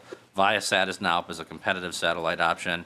And we haven't even discussed the option of fixed wireless, which is quickly gaining ground in western Minnesota, southern Minnesota, in those areas where there is line of sight. What we're beginning to find out are these legacy fiber installations that people thought they could put fiber into the ground and everyone would snatch up their service. Now fixed wireless is coming along and offering higher bandwidth at a lower price. And the problem is the trenches have been dug and the money's already buried in the ground, literally, for that. So we're not even discussing fixed wireless. This is for a narrow subset of users, particularly, I would envision in northeastern Minnesota, where they're going to have a few lines of sight because of obstructions. In addition, because it's very difficult to dig in, in rock or in hard soils, unlike in other parts of the state. It's a pilot project that would reach out to about 1,000 households that I think merits attention and work. With regards, Representative Anderson, the administrative cost of this, should we adopt this amendment, I would expect that we'll get some sort of fiscal note from the Office of Broadband Development, or they may reference a fiscal note to another area at the Department of Commerce. We're silent on that language. Representative Baker, did I answer your question and others, or did you have a follow-up? I'm happy to. Yes, Mr. Chair, I guess part of my concern is that what would be the hurt if you were to remove the money component of this amendment and allow the satellite to be fairly and evenly looked at by the grant process to try to do that? And maybe they, with that signal and our intent here, is if there should be some of that money going out there, I'm just concerned that we're putting a fixed amount out there that may be larger than it should have been. Maybe it's going to be smaller.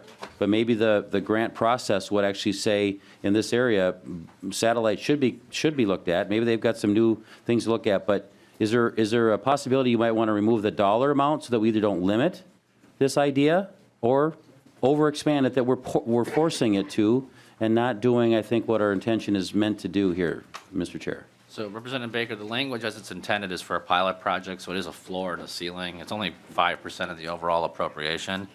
With regards to just eliminating it and having the satellites compete with the existing program, it doesn't work within the existing program. The existing program is project-based, so we're talking about cities or groups of a township or backhaul infrastructure, backhaul communications for a fixed wireless area.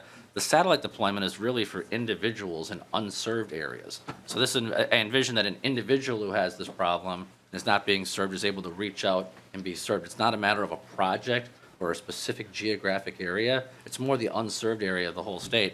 And the existing program just it's not set up for an individual to apply and say, hey, I would like high-speed internet. That's why the set aside instead of relying on the existing programs. Representative Baker. Mr. Chair, so if I'm not a satellite user now, I would be, and I'm in an unserved area, it's really then kind of in your intent, the first 1,000 people that call them up that are not a current user and in an unserved area, they could be eligible for this if it was passed and then put into law.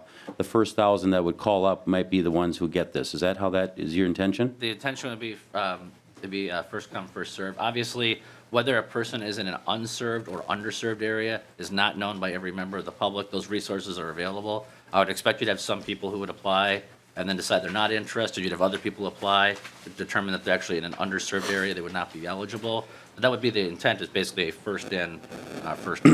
And Mr. Chair, would the Office of Broadband then have to take those 1,000 calls and help identify if those are in that region and or not, and who those providers would be then? How will the Office of Broadband be involved in this?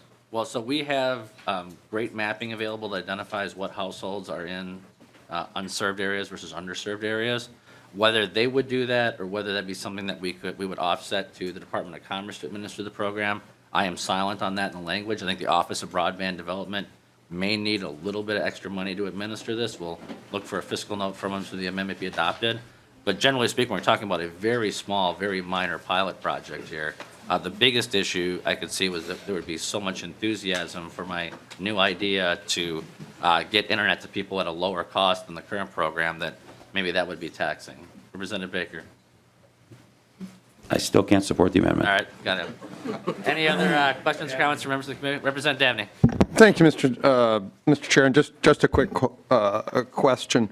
While I'm currently extremely frustrated with our internet provider, I live in an area of the state where it snows, and so I've never looked at satellite as a legitimate option.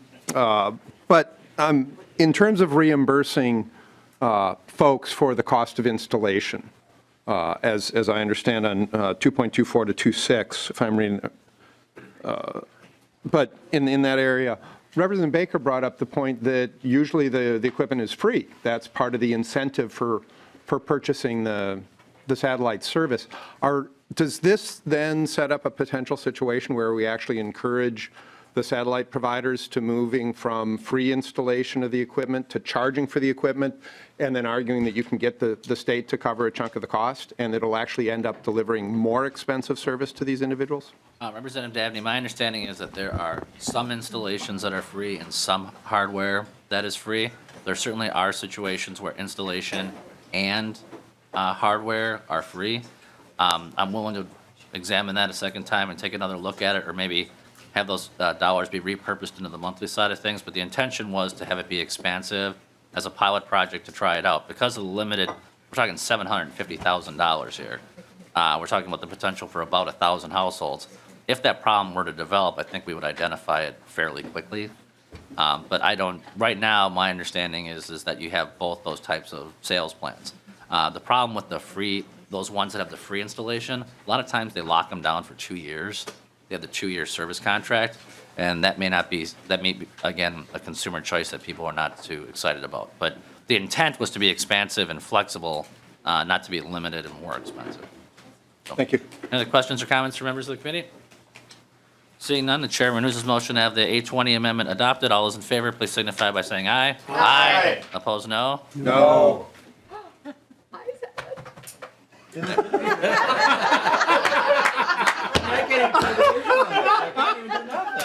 You can call for a division. I haven't hit the gavel yet. Did someone say division? All those in favor, please raise your hand. A sufficient number of hands having risen, the motion prevails.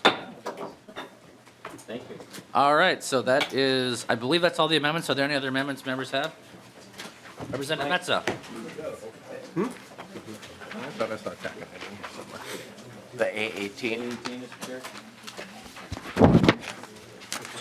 dash 0820. Representative Baker moves the, Representative Metza moves the A18 amendment. Just wanted to mention.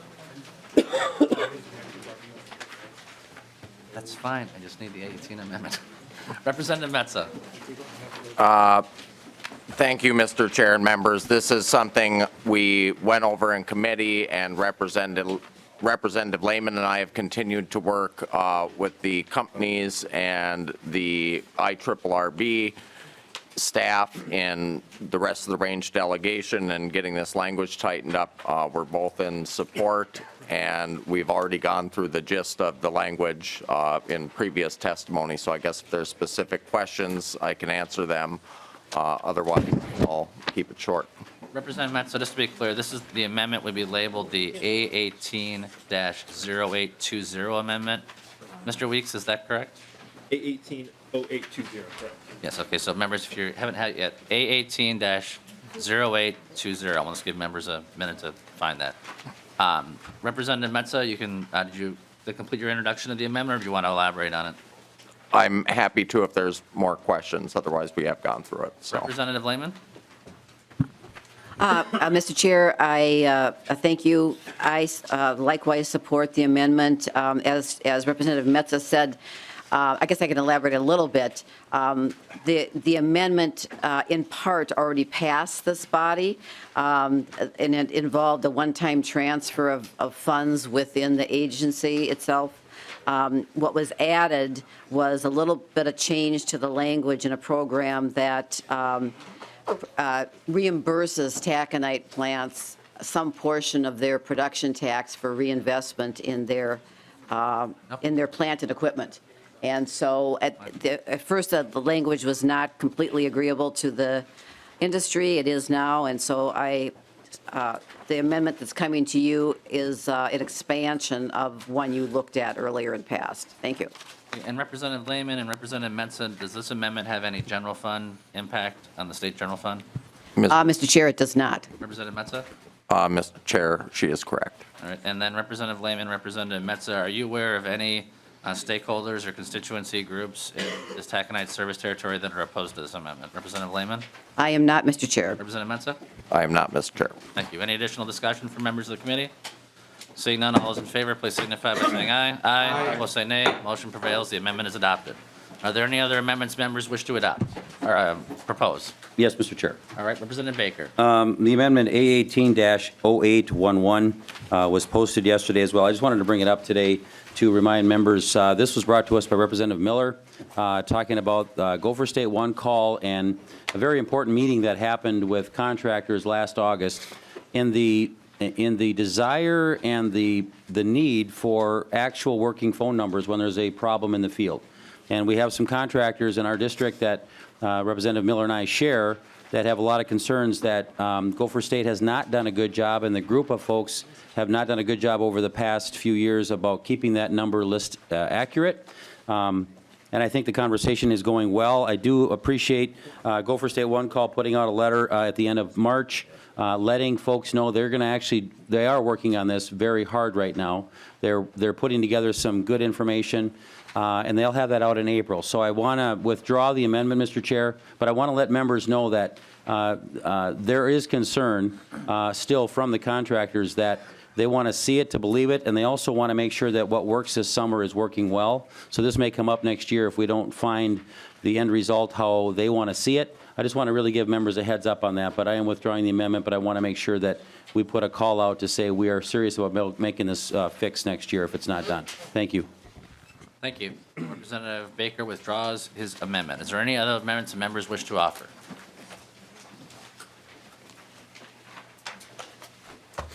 Seeing none, that'll. Representative Metza, I see you're. Thank you, Mr. Chair. Apprehensive and undecided, Representative Metza. Well, you just looked, you had said not yet, so I thought if you had considered on the A15, it, to my knowledge, also does not have any general fund impact and would be a good project to expand our solar reach in northeastern Minnesota. But you're not actually offering the amendment, though, are you? Or- Mr. Chair, I'd leave that up to you. It would be really good for you to offer that for northeastern Minnesota. So I did not hear you offering the amendment, so we'll move on. Is there any other amendments for members of the committee? Discussion on House File 4289 as amended. Otherwise, I'm just going to, Representative Mahoney, I'm going to have you give the closing comments on the DFL side. I'll give the closing comments on my side, but is there any other discussion? Representative Mahoney. Well, this is going to be an early afternoon, which is always good, always good. You know, I want to congratulate you, Mr. Chair. I've been on this committee with you for what seems like forever, but I want to congratulate you. The letters from the departments. I think the first year there was something like 109 objections. The second year it was down into the double digits. The third year, I think last year it was like 59. And this year it's down to just about 20, I think, or something like that. So you're doing better. You're doing better. But there are still some concerns with this particular bill. And the committee as a whole, and I mentioned that earlier, that this is devolved into a energy committee and really no focus on how we build an economy in the state of Minnesota other than, you know, what is energy? And that's a concern for me. We have, well, I'll go over some of the issues that I think are the issues that we should be looking at. You know, you took out substantial funding from the Minnesota Investment Fund, Job Creation Fund, basically hamstringed it. It's a very ineffective, it will be a very ineffective program once your cuts are put into place. And the money that was left in there, you earmarked. And I thought one of the screeches that was done pretty consistently by the GOP, both federally and state, was we should never earmark, we should never earmark, we should never earmark. But then again, there's many things in the GOP that have changed lately. You put in, the legislature has to approve building codes. We've had that argument. You know where almost every building official stands, where the department stands, where the governor stands. He threatened to veto the bill over that last year. Your broadband, $15 million. you should be proud that you have passed the most bills on broadband. You should be, and the people in greater Minnesota should be frustrated that it never quite reaches to the level that will make a huge difference. $15 million, at that rate, we'll be here doing this for a very, very long time. You put in a tip penalty into this particular bill. Rather than look for a creative solution to this particular problem that would get around the Surly court decision, you decided to use a hammer and just take money from people who are just trying to make a living. And if you think, and you use the argument that they're going to lose jobs because they're going to go to counter service. And I just heard somebody, I can't remember who it was, that talked about the technology of tomorrow changing rapidly. Well, restaurants are going to change also. And whether you have a tip penalty or not, they are going to go to counter service. The restaurant industry is looking for ways to cut costs because consumers are saying that they're not as interested in fine dining and paying $100 a meal. It's just going to happen whether it has a tip penalty or not. I know the governor has some concerns with your PUC issues and the movements. I won't talk too much about that because in some ways I think the PUC needs to be more flexible and more mobile and faster. I'm not sure why we're moving the PUC to Virginia. Seeing how that's going to increase costs, and you have been, and my colleague sitting next to me continues to whisper in my ear about how much we need to reduce this government spending or spend it more wisely. I won't go too far along that one. You've got preemption in this bill with rent control.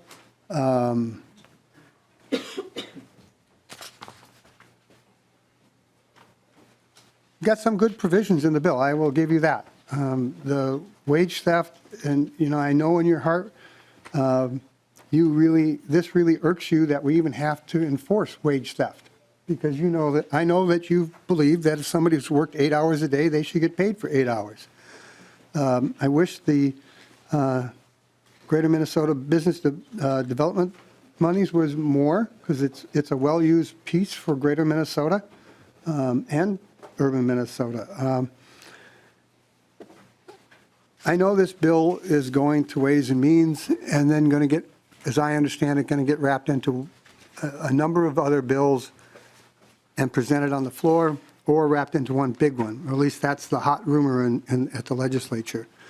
So I'm not going to use all my angst over this bill until it gets to the floor or when it gets back from conference committee. But one thing that irritates me on a more personal note is you have in here, what is it? You're giving project built $400,000 for a website, for billboards. For one, most of the kids nowadays are not looking at websites. They're looking a little bit more specifically at social media and how that blends into their ideas. And for God's sakes, I don't even look at billboards, and I'm a lot older than a high school kid. I try to block them out nowadays. But what really gets me is that just in my local, because I can really only check into the numbers for a variety of reasons, into what my local, pipe fitters local, 1,500 members, spends on outreach. We alone spend $2 million a year on outreach trying to get to kids. That's just one. That doesn't include the Boilermakers or the carpenters or the laborers or anyone else. That doesn't include what we spend on training. Every member in my local that works spends $1.22 above and beyond that $2 million to train kids. And if you take the numbers and you run them out, $1.22 an hour, and you round it at 2,000, that's about $2,500 a year. That comes out of my paycheck to train kids and to do that outreach. And you've got $400,000 for two of the most ineffective ways to reach young people into your bill, for merit shops, for the non-union. It's obvious that the non-union is not willing to invest money in recruiting. They want us, the taxpayers, to pay for it. That's a personal issue to me, and if for no other reason, for whatever else you put in this bill, I would vote against this bill for that particular piece. You continue to speak to a level playing field. Your bill picks winners and losers. It earmarks things. It spends money unwisely. You may have a different version of what's unwise than I do, and that's fine. You don't really try to set the economy for the next 5, 10, and 25 years. We should always have a plan that both Republicans and Democrats can agree on, and we can move forward, not with a state-run economy, but a state-run plan that helps businesses of innovation come to this state, find employees, prosper, and grow here. This bill doesn't do that. This bill spends way more time, way more, pardon the pun, energy on energy than it should. Although I do want people to understand that I know energy is an important piece. So, Mr. Chair, you know, you're down to 22 poison pills in your bill, or 23, I think somewhere in that neck of the woods. I'm sure we're going to actually see a real bill probably 3 or 4 days before we adjourn, like we do every year. And it'll be done behind closed doors or with 4 people or 6 people, and then it'll be presented to us to vote up or vote down. You've got bills in here that we should have at least heard, so that when the real bill comes, we'd have some idea. It's frustrating to sit through this, put a bill out sit through this many meetings, put a bill out like this. It doesn't do enough for the state of Minnesota, and know that your plan is to get it vetoed by the governor, and then 4 days before the end of session, we're going to get a bill from Representative Doubt. Very frustrating. But I think the day is young, so I think I can go find something to do at home. Thank you. And my apologies to Representative Scott Baker. I know that you're on the list now, but I did kind of I do prefer to give the minority lead the second to last word before the chair. So if we can speak after committee or on the floor, or Representative Baker, we're in Ways and Means. So I do want to once again thank all the staff members who put so much work into this committee. It truly is an honor being the chair of this committee. And, you know, we might be having a meeting after this or not, but in case we don't, you know, every year is different. You have some members leave, people move on and do other stuff. But I just want to thank the members of the committee and thank the members of the staff for the opportunity to chair this committee. And again, to our staff, who, if you think it's difficult being a legislator serving with me, imagine what it's like staffing me. So, just a couple of thoughts on the bill before we move on today. First of all, the state of Minnesota currently has a 3.2% unemployment rate. Throughout this year, as well as last year, it was the will of the committee that dollars, rather than being spent on subsidies to create job creation or on incentives to create job creation, were better invested in people and in individuals. That's why we put additional money. We took money from those 2 large programs and put them into things like the job training grants that Representative Rarick was carrying. That's why we took that money and we put it into things, some of Representative Mahoney's proposals regarding LSI and leveraging contractors. It's why we put money in Representative Mariani's bill for the Clues Educational Facility they're building out to help reduce the disparities. We also recognize that current events dictates we sometimes need to be flexible and respond. That's why we included part of Governor Dayton's proposal for the Duluth paper mill. It's also why we recognize the fact that up in Mille Lacs, where there was a government-created problem, that government should be part of the solution up there and trying to rebuild their economy from the devastation that has occurred as a result of a lack of tourism from the walleye restrictions. That's also why, on a bipartisan basis, we included some wastewater infrastructure projects in here. You can have the most trained workforce in the world, you can have the greatest economy, but if you can't flush the toilets, you ain't going to have any jobs. And so that's why, on a bipartisan basis, we included that in there. I'm also want to thank Representative Barr for his work, as well as the Prairie Island Indian community. We have an opportunity this year to not only save ratepayers hundreds of millions of dollars over the years ahead by reducing those dry cask, basically the tax on nuclear power, but also to have a nation-leading and world-leading facility for clean energy down in the Prairie Island Indian community, where we made a commitment of $40 million over the next 5 years. It gives us a worldwide opportunity to demonstrate not only clean energy, but also storage, and it's one that, candidly, I am exceptionally excited about. We also are taking steps to recognize that affordable housing means different things to different people. There's a lot of manufactured homes and modular homes in the state of Minnesota that are reaching the end of their life cycle and need a little bit of an incentive in terms of grants to keep them up and running. These mobile home parks provide a lot of housing in a lot of parts of our state, and I want to thank Representative West for his policy and appropriations work on that measure to make sure that we can, for pennies on the dollar, preserve affordable housing instead of heavily subsidizing other areas of the budget. There's been talk about that we didn't hear bills. Again, every single bill that's in this, that was before us today, has had 3 days of hearings. Today, yesterday, and 2 days ago. So everything that was brought forward that did not have an individual hearing on that has been noticed, has been discussed, and has had an opportunity for significant public input as well as from members of the public. And last and finally, as this bill moves forward, what I see is more options for affordable housing. I see cheaper and cleaner energy. And most importantly, what I look forward to as this bill goes forward is I hope that we can be an opportunity to negotiate these provisions with the individual commissioners from the governor's office for a clean and orderly end of session. And so I look forward to working with each of the commissioners. It's an off year, so I just don't think it's that. Unlike the stress of a budget year, I think we can bridge our differences and address each other's concerns as we go forward. So with that, the chair renews his motion to have House. Roll call, Mr. Chair. A roll call has been requested. The chair renews his motion to have House File 4289 as amended be recommended to pass to the Committee on Ways and Means. The clerk will take the roll. Chair Garofalo, Yes. Representative Newberger, Representative Mahoney, No. Representative Clark, Representative Wagenius, Representative Anderson, Yes. Representative Barr, Yes.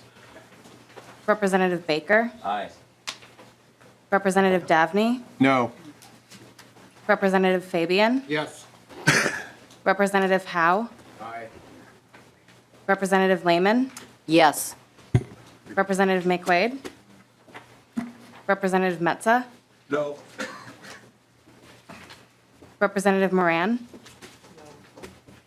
Representative Munson, Aye. Representative New, Yes. Representative O'Neill, Yes. Representative Rarick, Yes. Representative Scott, Aye. Representative Sundin, Yes. Representative Vogel, Yes. Representative West. Aye.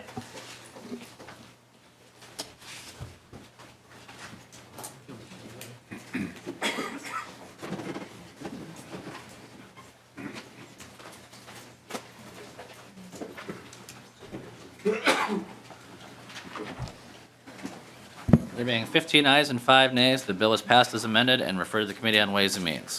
Members, we do have one more bill on the agenda. This is what we discussed before. This is the O'Neill bill. Representative O'Neill moves. Representative O'Neill moves House File 3708 be recommended to pass and referred to the General Register. Representative O'Neill, is there any change to this language that was not amended onto the omnibus bill?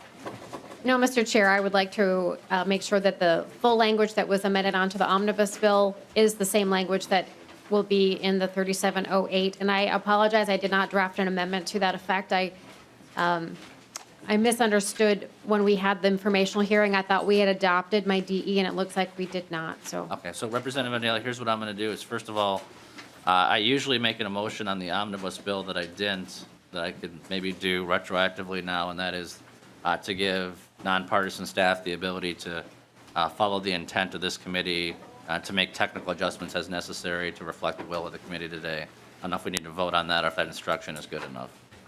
That's good enough, isn't it? Okay. So Representative O'Neill, first of all, we're going to go back to your amendment then. And if you could tell me what your amendment is, I'm going to find it and tell me if this is okay. The A14, Mr. Chair. All right, so what I'm going to recommend is that House staff be instructed to, is the A14 amendment? That is correct, Mr. Chair. That the A14 amendment be comprised as a delete-all amendment to House File 3708, and that we give instructions to staff to make the necessary title and language adjustments to make that true. So this is the identical language that was in your amendment language that. Yes, Mr. Chair. Okay. So on that amendment, all those in favor, please signify by saying aye. Aye. Opposed, say nay. Motion prevails. So now the bill is in the form that you would like, Representative O'Neill. And the chair will then move that House File 3708 as amended be recommended to pass and refer to the general register. All those in favor, please signify by saying aye. Aye. Opposed, say nay. No. Motion prevails. Members, with that completes our agenda for the day. Stay tuned. We may be having informational hearings in the future. With that, we are adjourned.